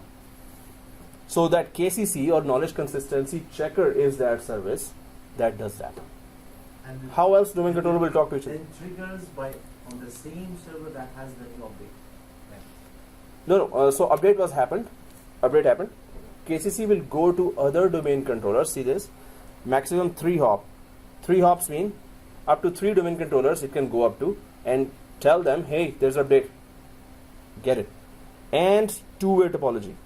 So notifications in which the domain controller tells its downstream partners that a change is available. That's KCC to automatically create topology, and then notifications are happen, right? So there's a KCC service that does that in the background, right? Domain controllers cannot just, I'll check, hey, and I'll check. There is a service that is, no, so that's why there are more slides that are connecting the dots here, right? Slowly. There are more concepts coming now. So then we will connect the dots. So when we reach the final slide, then we say, now these are the concepts, then connect the dots. So we can discuss that again, right? But the main thing is KCC is going for and making those communication between the main controllers there. If there's a replication conflict in multi-master replication models, replication conflicts arise when the same attribute is changed on 2 domain controllers simultaneously. Can this happen? Same attribute. So domain controller, system administrator was told, hey, use the password for John, user John. But another administrator also is doing the same thing. Suppose there was an email and 2 administrators at the same time on 2 different servers are doing exactly the same thing. Both are trying to change the password of user John. This happens a lot. And many times when it's happening, it used to happen. So I'm doing some change and automatically I'm about to press the button and the change has already happened. So I was like, somebody's doing that. Seriously, I should have owned that problem. So normally what happens is when the ticket comes, you have to own the ticket. Hey, I'm working on that. So nobody else works. Sometimes we're like, oh, easy. And somebody else is easy, doing the same time. So both, then there is a conflict, and that conflict will be resolved by the those strategies here: version numbers, timestamp, and server GUID. So two administrators working simultaneously to make the same change. This is a conflict. The conflict arrives there. An object is moved or added to a deleted container on another domain controller. Now an object is moved or added to a deleted container. So in one domain controller, you deleted OU. Other domain controller, the update did not reach. So sales OU was deleted on one domain controller, but the update hasn't reached. And here the sales container is still there right now. And somebody is working on it while on the other side, somebody actually deleted it, right? So there's a conflict that somebody is making a change and on the other side, somebody deleted it and the replication is about to come there. So there is a conflict that has to be resolved at that time. Somebody will get an error. Either the delete guy will get an error or the guy who is making a modification will get an error, right? So that error will show, that error will stop either the first guy or the second guy. Hey, whoa, I need to resolve that conflict, right? So the conflict can happen this way as well. Two objects with the same relative distinguished name are added to the same container on two different domain controllers. That's the same thing, but what is a relative distinguished name? What is a DN, distinguished name? Exactly. Yeah. Oh. Hey, how do you do that, man? I tried to do that. That doesn't come. I'm too scared to do that. Right? No. That's a good one. So, yeah, hence the question, how do you do that, but not me do that? So, guys, let's distinguish name. Very easy to understand. And this will be coming in the question, or you may be asked in the interview, or anytime you will be asked, hey, we have a distinguished, can you update a distinguished name? Suppose that's the ticket for you. And you're like, update what? Can you talk in English now? Distinguished name. So distinguished name would be the way you type the name or path of an object that Active Directory understands. So how Active Directory understands? Suppose user John is in OU called sales, and that OU is inside the domain called Netplus domain.local. So how would you write in a way that CN equals John, comma, OU equals sales, comma, domain equals Netplus, comma, domain equals local. So it gives you a path that is easily traceable, that is easily understandable, that user or common name or canonical name is John, that's used for users or computer names, it's used for names. OU is used for OU, of course, so sales, and then it is in this domain. Suppose it was in a New York domain, so again it will be coming domain equals New York, domain equals Netplus, domain equals local. So that distinguished name is this, but how do we see that name in an Active Directory? I'm just going to quickly go there. You don't have to follow that, but if you want, you can be quick. So I'm just going to go there to the Active Directory just to show that which Active Directory portion or section shows the name in this way, right? So if you're there in Active Directory, or let me just show you that. So yeah, I understand. Yeah. So okay, minimize and just go for tools here, and then go to ADSI edit, right? ADSI edit. So tools, ADSI edit. Please do that if you want. Well, now since everyone's doing that, so why don't we do it? Seriously, that's brutal. Okay, so okay, ADSI. So I'm gonna have so much fruit and food here, and I'm gonna show everyone. I'm like, after every minute, and everyone's like, okay. So ADSI edit. When you click that ADSI edit, it takes you to the skeletal structure of Active Directory. Skeletal structure, right? Skeleton, bones. Okay. Anyway, so ADSI edit. Right click, connect to. If you right click and connect to, whatever comes first. So it is just asking for which partition you wanna connect to. I'm just going for default naming context. Otherwise, we can go to configuration partition or schema partition as well. But stay away from schema. Or if we know what we're doing, we can go to schema partition. We know there is another way to unhide schema partition. In Fismo roles, Fismo lab, we actually first ran a command that unhide the schema partition, then we connect to the schema partition, then we move that role from one domain controller to another, right? So right now I'm connecting to the domain partition here. So default naming context. If you don't make any changes, you just change on this page, press OK.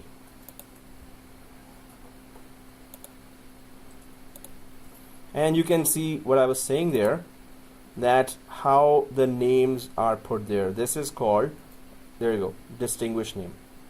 So this is an exact path. If there's a user inside OU, so user will be mentioned, then OU will be mentioned, then DC, DC, DC. It just identifies the whole path. So sometimes in some applications you have to put distinguish name there. That okay, otherwise the application will not get your query. Suppose you want to search something, it says I only recognize distinguish name. So instead of putting user John only, JOHN at netplusdomain.local, FQDN of the user, you can put a distinguished name, which means if you know where the user John is located, OU, and OU, suppose it's a child OU, so OU, DC, DC, DC, right? So you just have to give the path according to where the user is. It clearly just defines the path, right? So this is distinguished name, and we need to know how Active Directory sees its own information. This is how it sees that, right? It's very easy to understand then. If there were child domain or child domain, the path would be very long, but it will be very clear where exactly the user is located across the forest, right? With a distinguished name, you can know that. Okay, so let's close that. This is the area you come when you have no other choice and some user is stuck, some Active Directory. Yeah? You just created this field. It wasn't there before. Sorry? Which it user? wasn't there. What came first? Yeah. So there is exchange users here, and all users have that CN, Alana Shah, OU exchange users. So Before you click OK, it Yep. wasn't there. no. Whatever we create in the Active Directory users and computers is what we're seeing as a distinguished name or skeletal structure of that.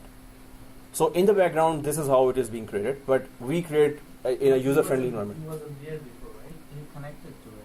Yeah. First No. it doesn't show it. Doesn't Oh, show. Yeah, we just connected to it. Oh, So, but this, we should not be coming here at all. okay. Why? Because in very few cases, Microsoft will recommend that come here and actually make the change to the user. Or so if we go for right click of any user, right clicking, and then go to properties, then it starts actually showing all the attributes that we can change. This is the schema level changes that you can do here. Skeletal structure of Active Directory and schema level changes. Attribute, oh, no password from now on. Okay, you can actually make that change here. But that's dangerous. That's very dangerous. You're making a change on the attribute now. So that's like the skeletal structure. You're touching the bones and So you cannot change here. Hmm? We should not, but we can. Oh, Because we are logged in from the enterprise admin. And that admin account is schema admin as well. You saw that role, right? Schema admin. So this is like a no-go area, right? This is a no-go area. Silent like by What? No passwords for everyone from now on. He's just planning. living, Oh yeah, yeah. You showed me attitude. Yeah? See this? See this? And you will not even know. I will go through another account. That is that is gone on vacation. That guy. So, okay, guys. So, No, he'll create an account in It's mine. like the registry. He'll create an account in mine. okay. And then, yeah, you were saying? You can add hexadecimal, binary decimal. Yeah. If you want to go on that level and make some changes. So that's normally when we have to troubleshoot something and it's not happening by proper ways. Then you go down to, you have to follow the document, exact document first, right? So otherwise, don't come here. This is not. Calculating the registry. Yes. So yeah, definitely we had to go once in 7 years to just troubleshoot an exchange server problem. And you win. In what scenario that you have to come? If suppose there's a problem in Active Directory users, and suppose that user is not being deleted for some reason, and you right click delete, you've done everything, PowerShell commandlets and everything, then search for a document that takes you to the schema, or especially this ADSI edit, and then go to distinguish name and right click, and from there try to change some attribute and then try to delete. So it can happen, it can trigger some other processes that were stuck, that are not working right now. So last resort, this area, right? Banana is done. Only that is available. Okay, so anyway. Today's class is very boring. Sorry. So yeah, after that I will show a dance for you. Ding, ding, ding, ding, ding, ding, ding. This is good, right? That's even. Partitions and the Yeah, it's no. Now we're starting the main stuff before we're about to go. Lights, hands on, and not with the theory. Yeah. Oh, Huh? What? let me close that bottle first, so the water should not pour, and then. She had too much. Yeah. Oh, too much food. I was just looking at them. They were so cute together. Yeah. One folded the paper, the other one opened the cup. It was just like working together. Yeah. We're There is bored another together. way of looking at it, it's teamwork. Teamwork. It doesn't happen. Bored to death together.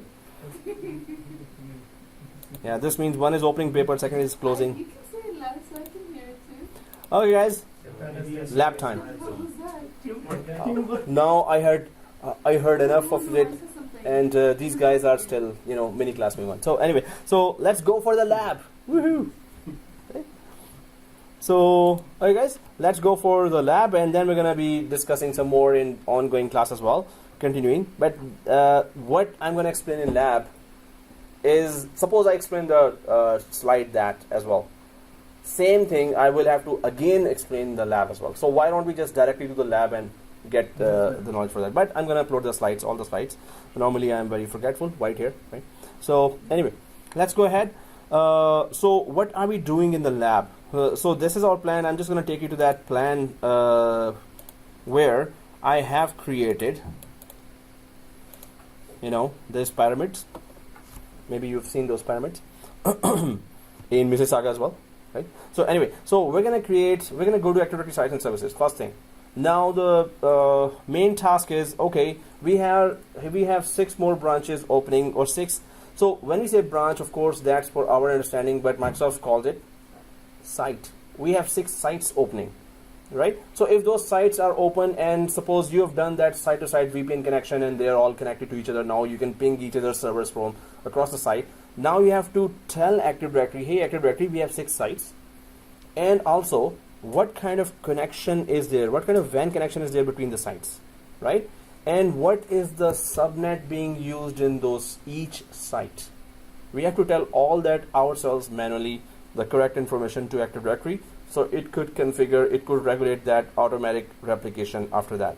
If the information is wrong, you will see errors. So what we do here is what you do in production environment as well, right? So scenario again, we have 6 sites, and we're going to be creating them one by one. The good thing is it lets us create that, and in production environment you will have actual sites. Here we don't have those actual sites, except for the one we are working on.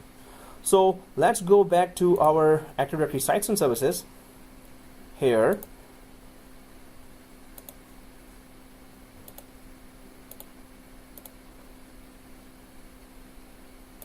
So actually, after the break, I was thinking of starting the lab, but the discussion went on and on. So, which is good, which is always we're trying to gain knowledge here. That's why we are here for. But if we don't do the lab, we're not going to understand many of the concepts still. So, okay, guys, here's server 1, and let's go for Active Directory Sites and Services. I think it's already open. I think we already opened Active Directory Sites and Services on server 1, right? Yeah. Okay, let's go ahead, guys. One thing is that if I collapse this and go up to this default first site name level.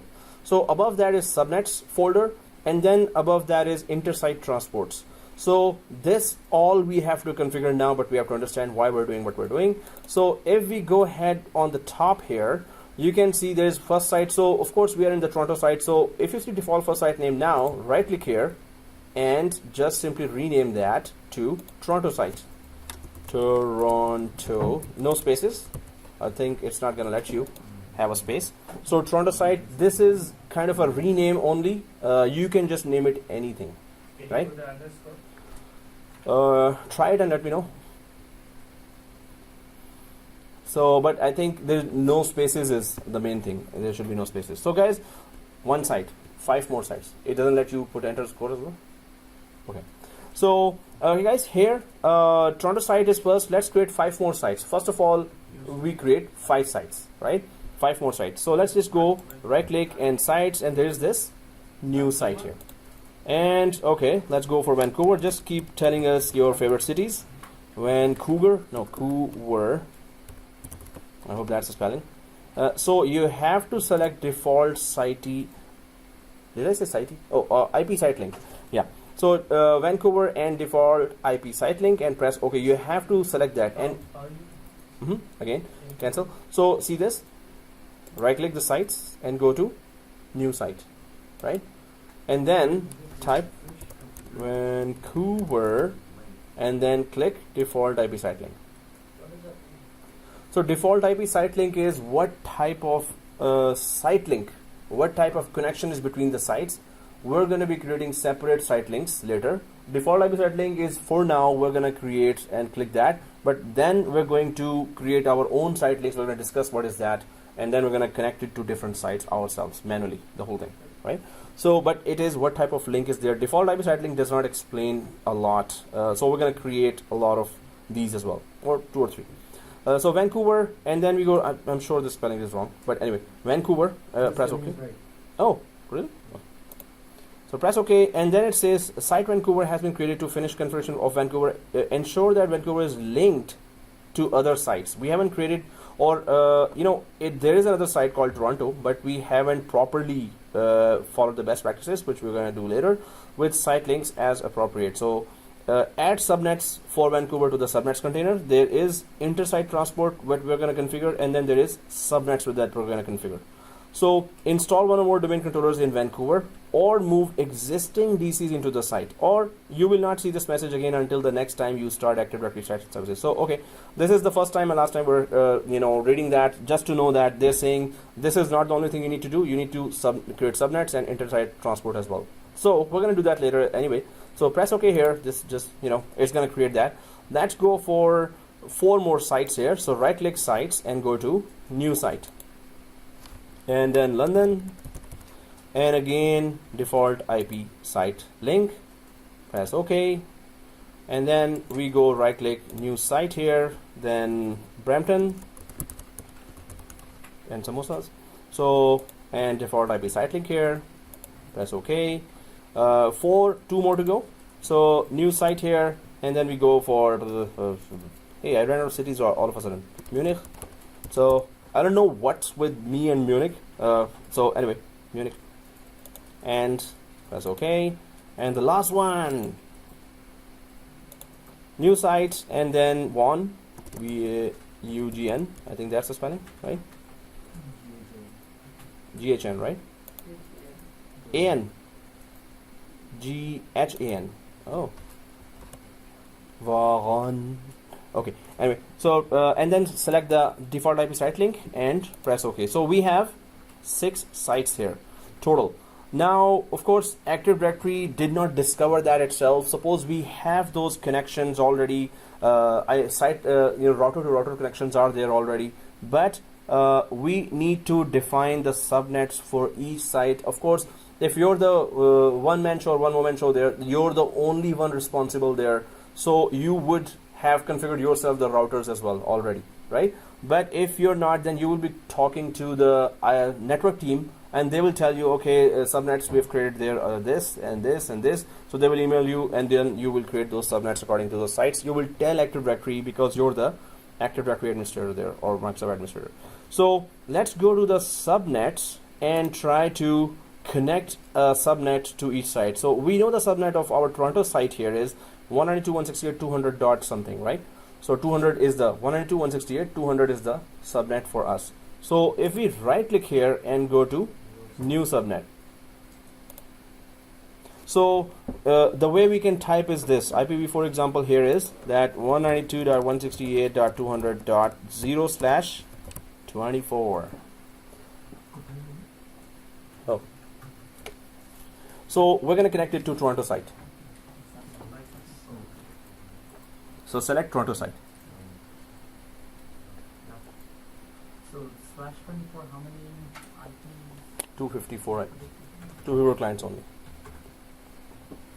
So yeah, we still have that talk to do. So /24 here, and then we're putting here Toronto site. Click that. So /24 Toronto site, right? Because that's the actual we're using here. The rest are all we're gonna make up. So press OK here, and the first subnet is created. That's how you're gonna do in production environment as well. So then second is that we're gonna go for new subnet, and then we're gonna go for next city, whatever is the sequence wise, and we can go for 192.168.201/0/24. Actually 2.0.201. Sorry.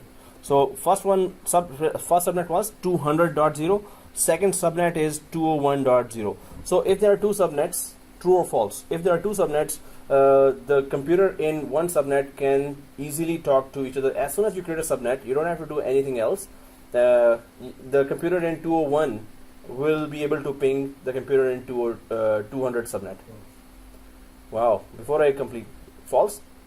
How do you make them ping between two different subnets? So suppose I created 200 subnet here in these computers and 201 subnet here in these computers within LAN. How can I make a computer here which is 200 subnet and computer here which is 201 subnet ping each other? CCNP class? Yeah. Router? No. You have to allow on DNS. Oh, no. No, not Two subnets, two different subnets, how do they talk to each other?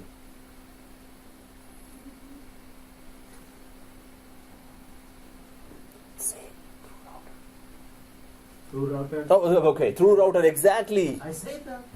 No, you said you said browser, something like that. Did you say router? The word router? Did you? Okay, so you're right, router. Yeah. So you have to enable routing between two different subnets, right? So it is only happening through a switch, layer 3 switch, which has routing functionality inside, or a router, actual router you have to place and map the two subnets together. I said switch, then I said router. Did you say router? Yeah, maybe that switch and router. So maybe I didn't hear that. So, but anyway, So you're right. it's router. Yeah. Or 10s. Hmm? Or 10 subnet. You need 10 router. No. So one router will just map one router or one switch with routing functionality inside. You will just go there and define all the subnets. Maybe there are 200 subnets. Yeah. Define first, second, third, fourth, fifth. Let them all ping each other. Let them communicate with each other. It's on the router. Yeah, on the router. Right. So it's 200 times you will just give the command there. This subnet, this subnet, this subnet, this subnet, this subnet, this subnet. Right. So this is one thing that is a question to you. Second question is coming, but for now we're defining a separate subnet for a separate. First branch now coming is Brampton. Suppose 201 is the subnet for Brampton branch, right? So press OK. Then we'll go for 202 for London, 203 for Munich. So we can go sequence. Suppose that's how it is set up. Production environment, of course, how the network team set it up, they will just give us that way, and we're gonna have to exactly follow that. So right click again, subnet for the third site, new subnet here. Yeah, London? yeah. So 202.0/24 and London, exactly. 203 after that. Yeah, 203 is unique. So anyway, 202.0/24. Press OK. And then we go for subnets. 192.168.203.0/24. But anyway, even if we jump to 205 instead of 4, it doesn't matter for now here. So it's very to London already. 203 London. Okay. If it is done, it's gonna give me an error. So I didn't do that. So after that, Munich 204, 192.168.4.0/24 is unit, right? And then 205 is whatever is alphabetically coming. Oh, okay. 192.168.205.0/24 would be Vaughn. It's Vaughn or Vaughan? Wrong. Vaughn. They call Vaughan. Okay. So, whereas okay. Okay, subnets have been defined. Of course, the routing is enabled because every branch has to have a router there to enable the routing, and hence we are pinging between the branches, between the computers in the branches, because routing is enabled on both sides, right? So it could be any subnet you can give to any branch, right? But as long as they're not overlapping or same subnet is not given. So once subnets have been decided, now let's go up to the inter-site transport. But before that, one more question to you is, so expand the Toronto site, guys, and expand the servers like this, right? So the question to you is, let's see who figures that out, that if there are two domain controllers in Toronto site, right? Now what happened is that logically here you have the two domain controllers here in Toronto site, but physically what happened that you said to your colleague who is visiting Vancouver that, hey, can you take that server there, because they've ordered one domain controller there and we are in the process of procuring that. It's going to take weeks, so why don't you take server 2 physically to Vancouver and connect it there. So it happens after 2 days, 3 days, when the person reaches there, he connects server domain controller server 2 to Vancouver. So suppose he changes the IPs for that domain controller and it's actually started working, and it can work, but physically he had done it here. Logically here they forgot to make any changes. Logically Active Directory knows the domain controller is in Toronto site. Physically actually server 2 is here in Vancouver. Is that a big deal? Is there any big issue that will arise? It's okay, it's gonna keep on working. If there will be an issue, what is that issue? Yeah. Should be an issue. There What? has to be an issue. What? Tick tock. It's a replica server. It's a replica server. Okay. It belongs to a specific domain. Yep. Which has a specific. So suppose domain. Toronto site and Vancouver, they are part of those two sites are in one domain. So one site has root DC, other has replica DC. So one site, one domain, two sites. But yeah, no, you change the subnet. You just gave the IP of that subnet, and because they're pinging, so it doesn't matter if the subnet is different. They're pinging. As soon as they're pinging, they're working fine now. There's a very big issue here, very big, and it will arise right away. And you will realize when the phone calls start coming. Yeah, the application is not going to work. You're very near, but no, that's not it. You're very near. DSCP. No. No, No. no, an application is not going to work. Because Gonna not work or not work? Not work. Okay. Yeah. Because he thinks that he's on the same side. But he isn't. So they are pinging with each other now. They're communicating with each other. So replication is working. But there's a very big issue now. Okay, working on a WAN connection, not an LAN connection. Yes, That's you're very near now. So what's the issue here? Oh, the update time is going to be a lot, which is a different, which is Yeah. not a good thing in LAN. But he got it. Let's see who puts the right words. You're there. No, You're exactly there. The update is going to be too often because it thinks it's in the same.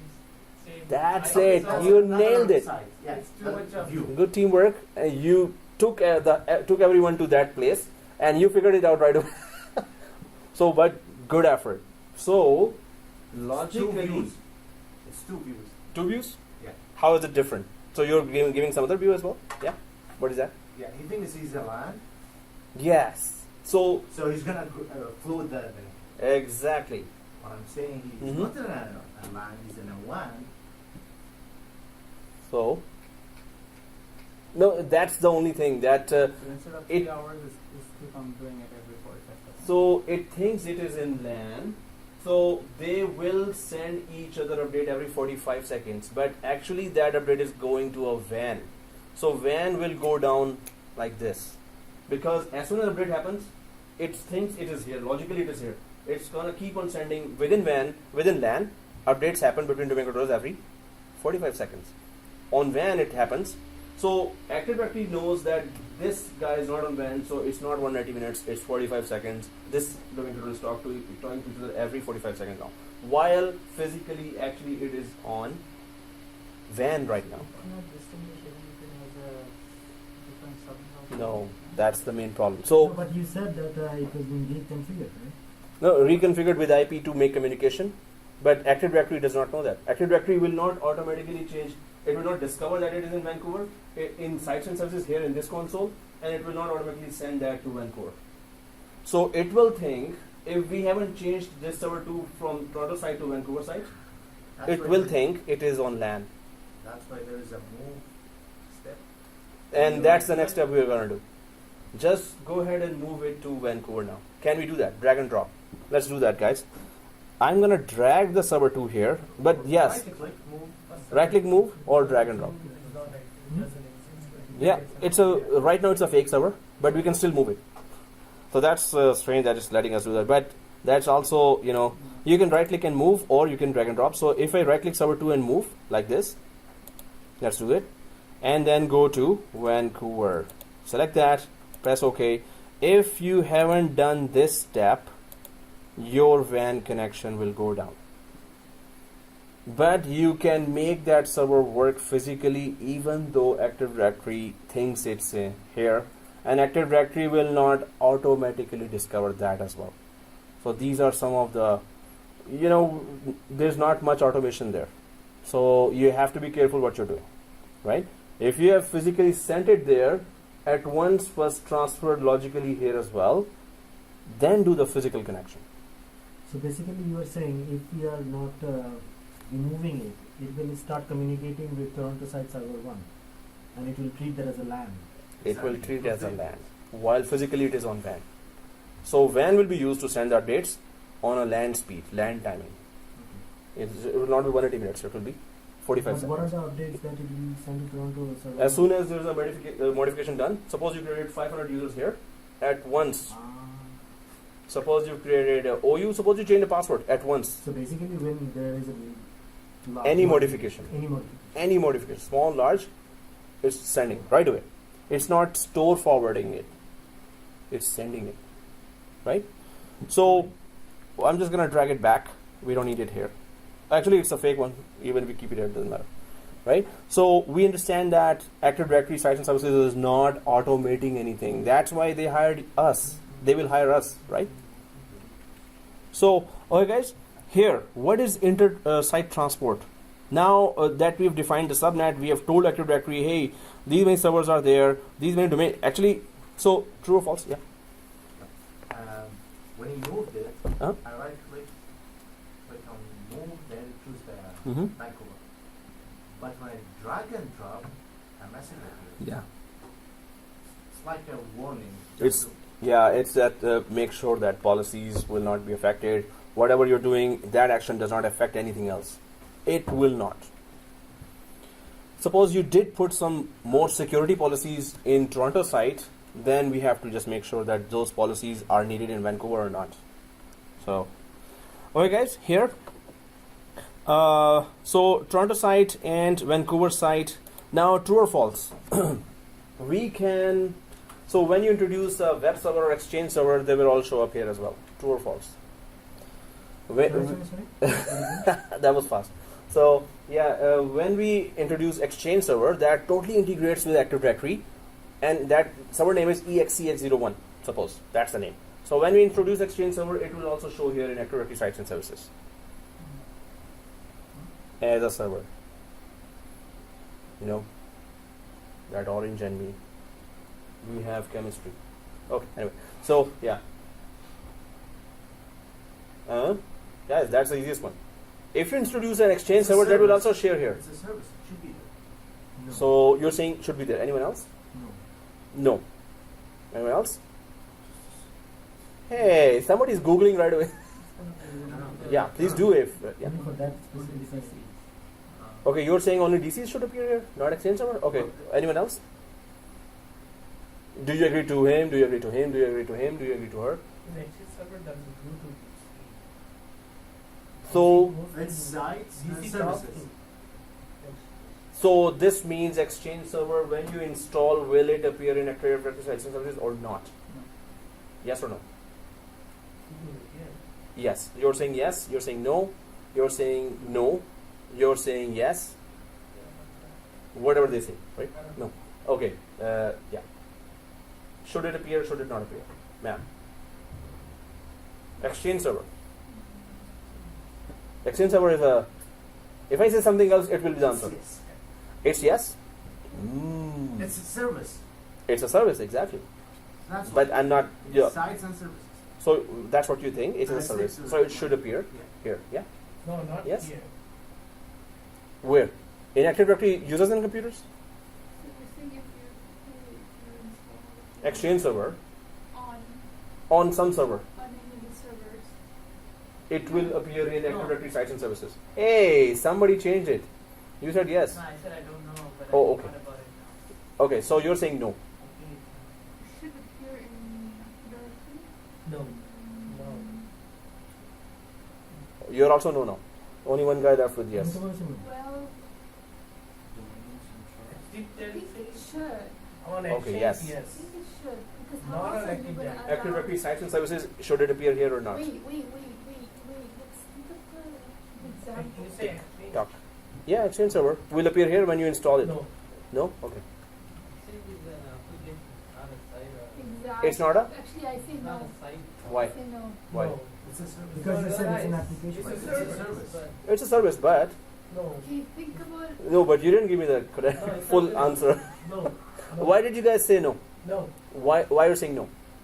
Because Active Directory, Exchange users talk to Active Directory, but it doesn't appear on Active Directory. Sites and services. Yeah. Why?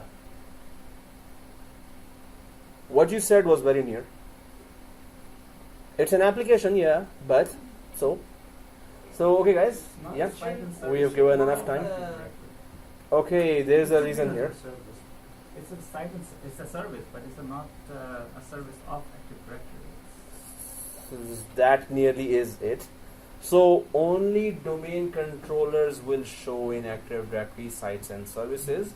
No other server or service will show other than Active Directory. If a server is holding an Active Directory, it will show here. If it is holding any other role, suppose there is just DNS but no Active Directory. Suppose there is just Exchange server but no Active Directory. Web server but no Active Directory. So it will not show here. If Active Directory is installed on a server, Active Directory sites and services will only show that server. But if Exchange server is installed only in a server, where else it will show in Active Directory? It will show inside Active Directory users and computers in the computers container. It will show there, Yeah. but not here. Not here. Only domain controllers here. Active Directory sites and services only are concerned with sites and domain controllers, the two replication entities. Okay. What then services refer to? Which services? Is there something written? Active Directory sites and services. Services are just the replication service and inter-site transport service, the subnet service. That's it. Services does not refer to anything non-Active Directory. So it's hence the name Active Directory, sites and services. So services related to Active Directory, site related to Active Directory. So it is totally within Active Directory. The main purpose of Active Directory site services is replication. Replication only is started by domain controllers, no one else. DNS has their replication, but it is concerned with the domain controller replication. Only that, nothing else. Only domain controller. If it's a domain controller, if it's in an Active Directory, it will show here. Otherwise, it will. No other server will ever show here. So the Exchange servers should appear only in user. Active Directory and computers in the computers container. If you've installed Exchange server on a domain controller, in a small company, we can do that too. So then that, because it's a domain controller as well, it will show here. But because it's an Exchange server, no, it will not show here. It will show in computers. If there's Active Directory, it shows here. That's the main point to know. Server and the DNS. So if you install any other server, it's coming in Active Directory using computers container, but it's not coming here, right? Only domain controllers here. So that's another thing. Let's go ahead and try to configure the connections. Now, this is your knowledge about your network. So company invested, suppose Toronto site to Vancouver, or Toronto to London. London is much nearer, London, Ontario, right? London, Ontario is much nearer to Toronto site than Vancouver. Suppose there's a good business going on in London. So your company put a very good WAN connection between Toronto site and London. Right, now I'm going to just create a quick diagram here just to show.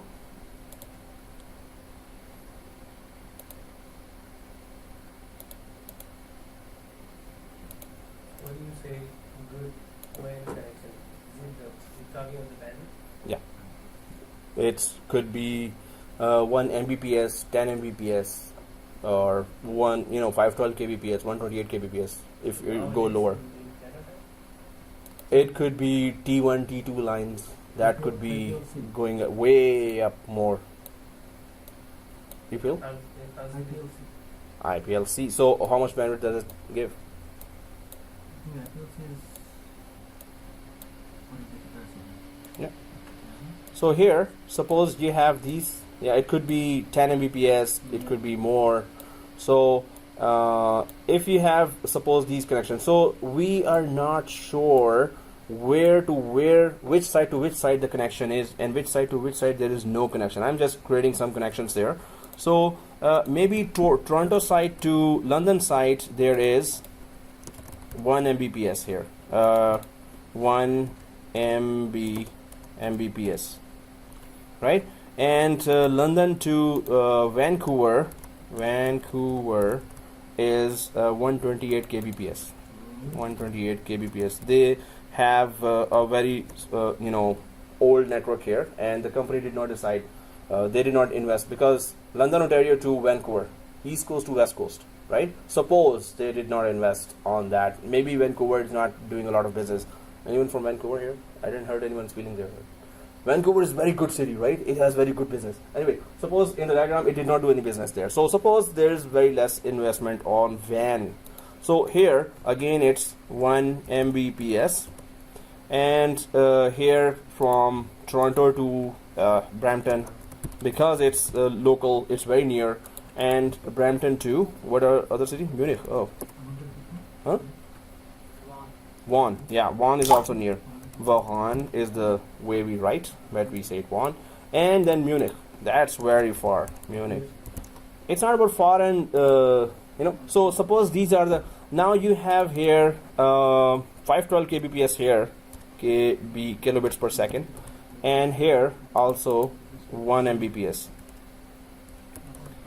megabits per second. And Munich to Vancouver, that's from Germany to Canada, that's the other two continents. So maybe you have also 128 kbps here.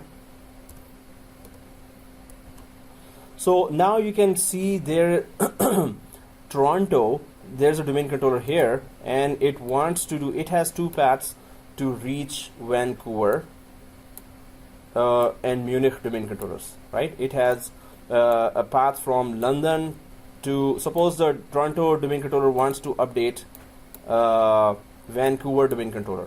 So either it can go through London WAN connection, or it can go to Brampton, Vaughan, Munich to Vancouver. There are two ways.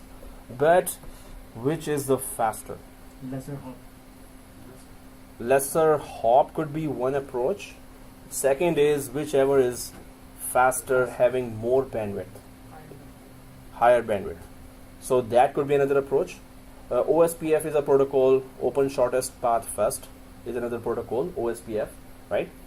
So shortest path would be this, longer path would be this, but maybe the longer path is faster than the shorter path.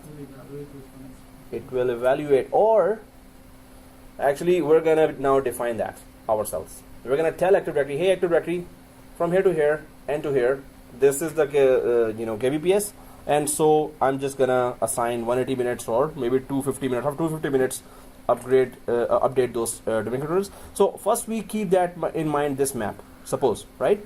Let's go to our inter-site transport section and tell Active Directory, hey Active Directory, our branches are actually connected, and how they're connected we have to tell each and everything.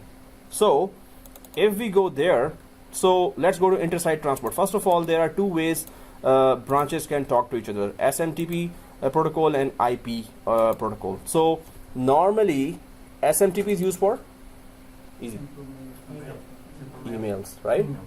Port number is port 25, exactly, and that's the basic IP protocol there. So SMTP is rarely used. Suppose you have exchange server, heavy exchange server traffic, email traffic, you can use and create inter-site transport with this protocol. Normally 99% or 95% IP based network is used, whether it is using exchange server or not. So and it has by default created a default site IP connection here. But what is this? So we're going to create on the IP. If you right click on IP, there is new site link showing here, right? Let's go for that new site link. Now we know that from physical connections or with network team, when we talked Toronto to London to Vancouver, there's a link going on, right? So if you go for new site link, let's create a new site link, click that, and then it says we can just go for that link that is actually physically available there. We cannot define something that is not physically connected. Suppose Brampton is not connected to Vancouver directly right now, right? In our diagram, it could be the same thing in production environment. So Tor London Tor, that's the first we're correcting, and Toronto and control London. Press the control key and just select London, and of course we click add only to these two. So Toronto, London, Toronto, add.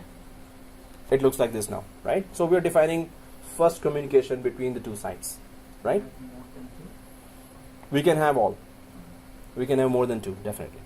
So guys, London side, Toronto. But if you want to make a connection very clear, this is the connection here to here, here to here. Then you can interconnect between further sites there as well. So we're just saying this is Toronto, London, Toronto, and press OK. So it looks like this now. The priority can be defined, right? Yeah, exactly. So let's just create one more here, actually two more. So right click again, new site link, and then we go for London dash Vancouver dash London. So London Van, oh that's not Vaughan, or that's Van C. Okay, I'll just go for Van C or minivan. No, Van C, Vancouver. And then we're going for London and press control and Vancouver and add. Choose Vancouver then London. Does it matter? So Toronto to Vancouver, if you choose, that's also possible. But the main thing is physical reality has to be in front of us. That this means we are saying there's a path between Toronto and Vancouver. Suppose there is 1 kbps or 128 kbps, very small link there, very slow link there. So you're just combining that this is the path. If I tell you to do that, go to that path. Okay. So you chose London above Vancouver.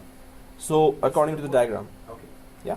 What's the difference if I choose Vancouver above London? No difference. Okay. No difference. It could be that we might customize the links according to, suppose, why we're creating this type, we don't have to create this way.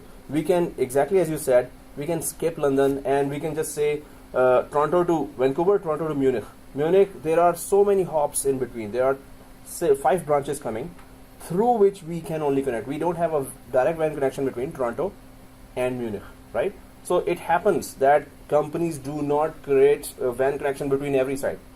They don't have the money, or they don't see any business value of that, right? So many times you will see that one branch has to go through another 3 or 4 branches to reach the 5th branch. Through that, the connection is only that way. If there is more communication going on, then you can just create a direct connection between Toronto and Munich as well. But right now there is none, and they have to go through 3 branches now to connect to that. So there are how many hops there? How many hops are there between the two? So if I go back to the diagram here, so from here there is a router here on this, there's a router here, then there's a router here, and router, and it goes on, right? Router. So you have so many routers to go through for Toronto traffic to communicate with Munich traffic, or there are just routers here, here. So less hops, less traveling, but the bandwidth is so bad here from London to Vancouver that when you go to the longer path, the bandwidth is strong, more amount of data can travel easily. Here, more amount of data can travel, but the bandwidth is so bad here that you might even drop some data if it is large data. So how Right. are we gonna identify that? Yeah. So lesser the latency. Priority. So yes, if the path is longer, still we can go for the addition of those bandwidths. That this is very good bandwidth here, good bandwidth, good bandwidth, good bandwidth. We can choose if we want reliability here. Suppose their connection here is so low that if there are some bigger updates coming and we don't trust this, so we will prioritize the connection from Toronto, Brampton, Vaughan to Munich, right? We can just define that connection. How do we prioritize a connection? You want to take this route or this route? How do we prioritize that? First, we have to create all those site links. But where to go and prioritize the route? So if we go back there,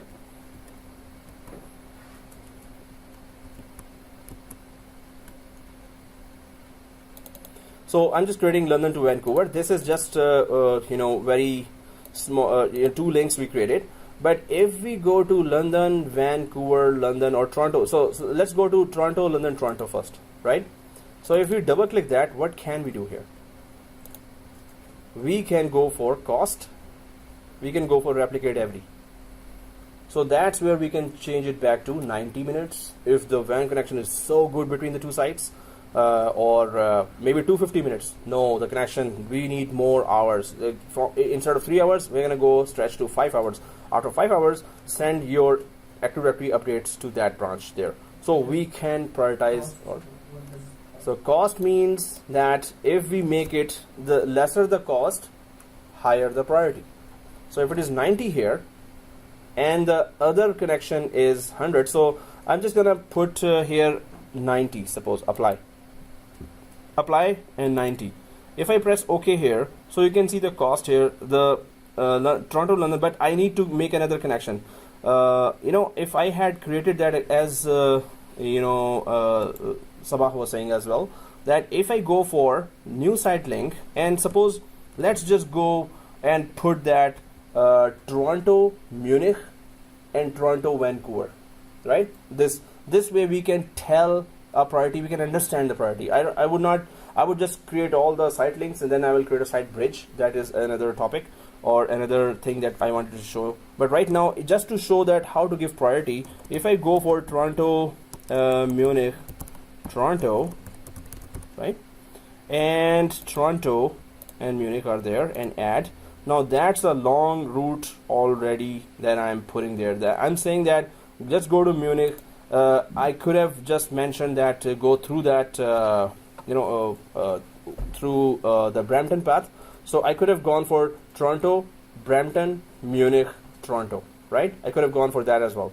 But the main thing I'm trying to show here is that you can choose, we can give a priority here. I can just put here for Toronto Munich path, I can put here 10. You can just give any lesser number and that will be the first priority. One number more, it's second priority now, right? So any higher number is less priority, any lower number is higher priority. So if I click apply and OK here, so Toronto Munich Toronto is now priority 10. This means you have to take the other path which is going through 3 branches and then reaching Munich. If I create another site link here, that is site link Toronto, Van, Munich, Toronto. In previous I would have put Brampton, so I would have then clarified it. It is still Vancouver, Vancy.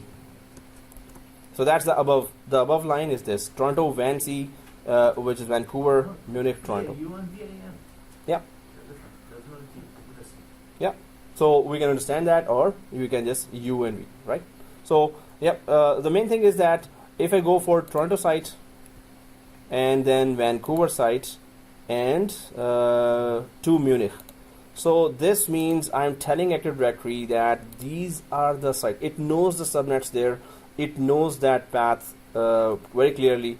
But I say that whenever updates are reaching from Toronto to Munich, so priority is 10 here if you're going for Toronto to Munich. But if you go, if that path somehow has some problem, you got some errors there, then go through Toronto, Van C, Munich, Toronto. So through Vancouver connection, which is a bit slower, 128 kbps, you can go, and that is priority 100. The above is priority 10. So if I put this way, then I'm giving it two ways and give it the priority. sender priority. Exactly. I'm setting the priority here. So it would look like this now. What should I do? That's manual. We have to define everything manually after seeing the ground realities. And normally we always monitor the traffic. What is the exact path? So every 2 weeks, every 2 months, you get a result. Oh man, it reaches from Toronto to Munich through Brampton so fast. And whenever I tried from Toronto to London to Vancouver to Munich, it was so slow. And could we do that automatically? So that's why they hire us. If it was automated, they would just kick us out, right? And that's good that it's not automated. Any automation is less users to need. But definitely it doesn't work that way. So we have to define, and it's not the first time, oh, I've done that work, now I have to never touch it. No, always is fine tuning is going on, fine tuning, always. And maybe the companies are investing in WAN connections and there are more WAN connections. But right now, how the path looks like, that it is priority 1 is from here to here. And priority 2 is from here to here, right? Through Vancouver. Yeah, through Vancouver. So I had to have, oh yeah, this one is better. So here, and, oh man, oh, okay, now I know how it works. So from here to here, here, woo. So this will be priority 2, purple will be priority 2, and lower will be priority 1. But how do we define that? That's what we need to understand. And these are both long paths. Suppose there is, now you have between Toronto and Brampton 1 megabits per second. That's good. Maybe 10 megabits per second, maybe 20 megabits per second if you have that. So I would just go for 180 minutes. Instead of 180 minutes, I could go down to 160 minutes, 150 minutes. Or I can just decrease to 1 hour less. Maybe my CEO sits in Brampton, right? And he says, hey, when we are doing updates, can you just make it a little different? So you say, yes, sir, we have very good bandwidth here, so we can make it a little less than 3 hours. We can do that, but you have to be very careful about that. Yeah? Then we'll have, first of all, we're going to check the speeds. Yes, exactly. Test. Then we're going to define the rules. Exactly. Then we're going to monitor it. Always. It's always fine-tuning. Yep. No, So- but it also depends on the Mhm. cost, right? Because the Mhm. cost of 1 Mbps from Toronto to Munich will not be the same. Yeah. If we connection decrease between the... Toronto to Brampton, right? So if we change from here to there, that same traffic going through here, yes, that will be. So if domain controllers are talking to here only, you can create a separate site link, IP site link, Toronto, Brampton, Toronto. And there you can just decrease the priority to from 180 to 90 minutes. Suppose you want to go for that. In any case, I would not go for less than 180 minutes. If it is there, my bandwidth is still available for something else, right? In Scotiabank, that's a huge bank, 80,000, 100,000 users there. So there we had defined that for between branches, 3 hours wait. We will tell the bankers 3 hours wait. And they will say, whoa, we're in 21st century. Yeah, so what? Who cares? Talk to my boss. And that's it. Gone. So 3 hours, if it is inter-branch, and we are the managing the Active Directory, we would simply change the password and tell, wait, after 3 hours then it will come. So there are rules there that we need to save that bandwidth because banking applications are talking to each other. That is creating millions of dollars of business. So whatever has a business value, rules are strict there, right? So I would not change 180 minutes lesser even if I have very good bandwidth. I would not unless my boss says do it. Yes sir, you're giving me checks. That's it. I'll do that, right? Otherwise I would not do that. So we understand that we have to define according to the ground realities. We have to check, and we have to keep on checking what is the reality. Did they upgrade that 128? Suppose they upgraded to 10 Mbps. They had a very big budget there, and now they have upgraded to 10 Mbps there. Oops, So we can change the priority. change the priority. That's it. So go for that. Give that 100, give this 10. Give it 90. Lesser number, it will be priority first. And this is actually shorter path. So I would run a campaign with bosses. Hey, why don't you upgrade that connection? It has great value. Why are we hopping through 3 branches there? Because we are creating traffic for them as well. Their local traffic between them is, and then our traffic is coming here. What Right? is it termed as cost? Yeah, cost, how much it takes to reach the data. So it is costing us in resources, cost of resource. So what resources are being consumed to make the data go from one place to another. So do we understand that, guys? Yes. The whole thing. So we defined sites. Active Directory automatically does not discover that. We defined subnets. We're going to talk to network team. Active Directory will not discover that. And then if physically servers are moved, logically they have to be moved as well. In fact, do that first. Logically move them, then physically, but then move that physically as well. You forget to move the physically, but logically you move that. That's the other way now. So if it is in LAN, it will go with the WAN speed. So after 3 hours, that domain controller right beside me is updating me after 3 hours, right? So the other way can also happen then. That we moved it logically, but it's still inside our branch, right? That's the second thing that Yeah. the second view that I Oh, okay. That's the opposite of that then. Yeah. That can happen as well. That make it happen. Okay, there's that there's a warning. bridge as well. Okay. Second, This is a dangerous bridge. So cycling bridge. recycle. Hey, what is a cycling bridge, guys? That's the last one. Cycling bridge. Avaji. So suppose 3 branches have continuous communication with each other, and that's so continuous it's non-stop.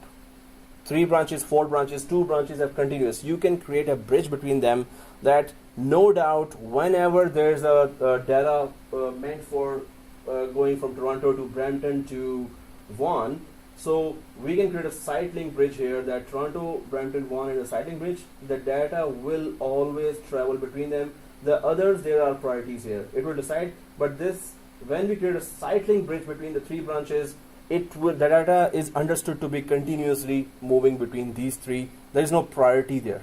Move right now from this path to this path. So that will that bypass the overall rule that we have? So this will be a separate traffic that you've created, while the priority traffic is still there. You're still using the same wires, same bandwidth there, but you can create 2 separate scenarios that are using the same bandwidth, right? So the more scenarios you create, lesser bandwidth will be available then. But if there's a continuous data monitoring going on, data exchange going on, you can create a site link bridge for that. Okay. But it will not override or affect the other plan. It will just take more bandwidth.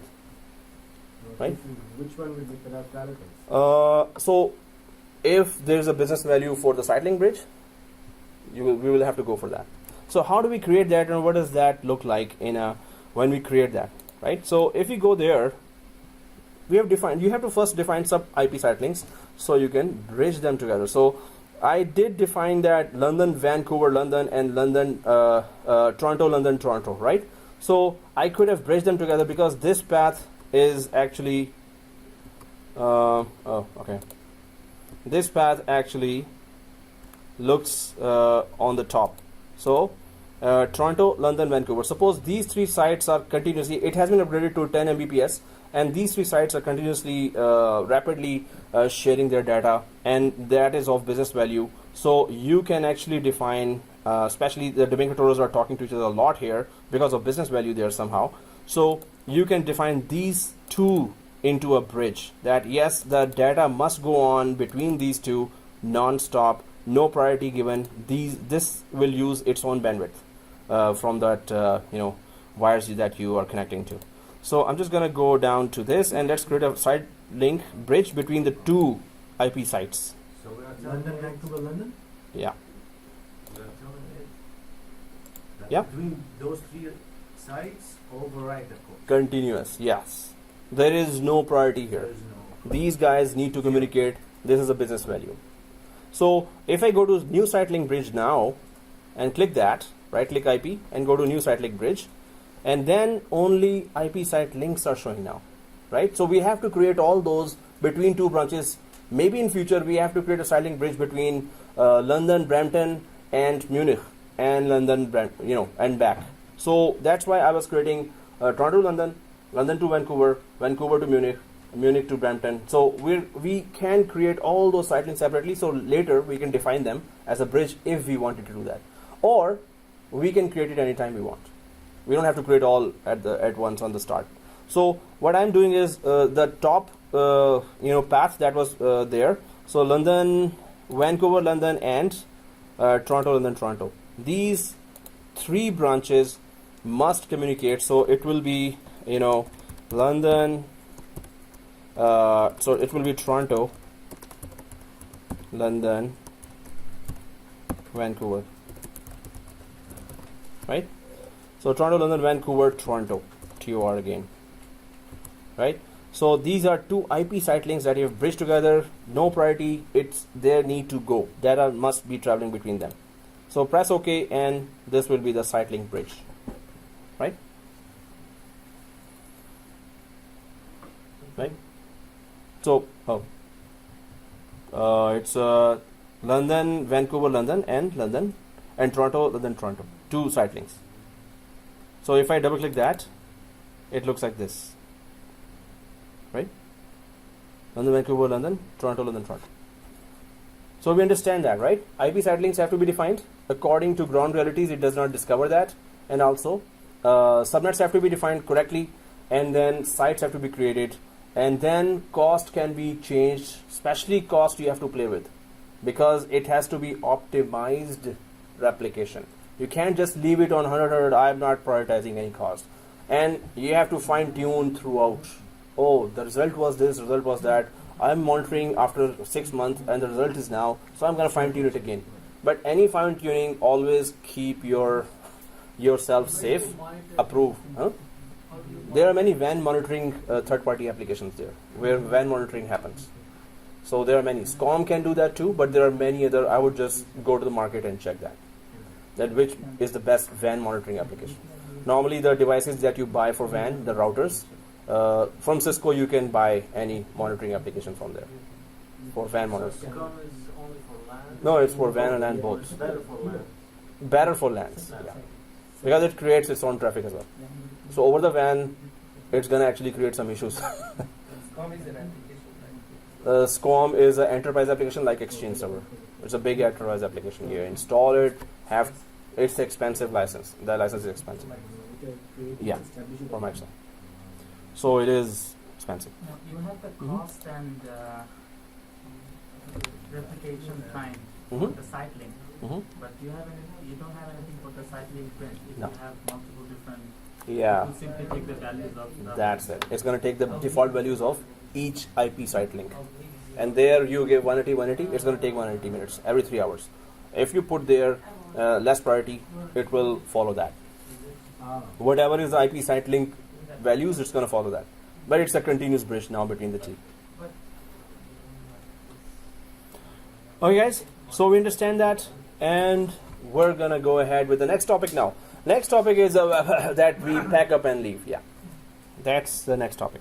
You know the first diagram we had, the Uh-huh. pyramids Oh yeah, with Toronto. this one. Yeah. Yeah. But This is just to example. Yeah, oh, it's not created according to the lab. It's just an example of, suppose we have 6 branches and we have two-way trust relationship between each other on all they all are child domains in that case. Otherwise, this is not according to what we are doing. Yeah, but what is the question? and the question is why did we create like this instead of So one branch is connected to each branch. In reality, yeah. it's never like this, or very few examples are like Because this. it's WAN, right? Once Yeah. it goes out from your Mm-hmm. site, it's going into the WAN. That means Oh, it's not a mesh connection, so you have to actually define. Suppose there's a New York branch and there's a Toronto branch. You have to talk to the New York ISP. Hey, connect us this Toronto branch to New York branch. You have to actually make a custom, VPN connection. It's not like on internet we are connected to everything. So that is the very unsecure network, This is a internet. data link, right? You have to, This is a data link. This yeah, is not that's a data link that we customize ourselves. We create that link. Otherwise, we have no connection. Okay. All right, guys.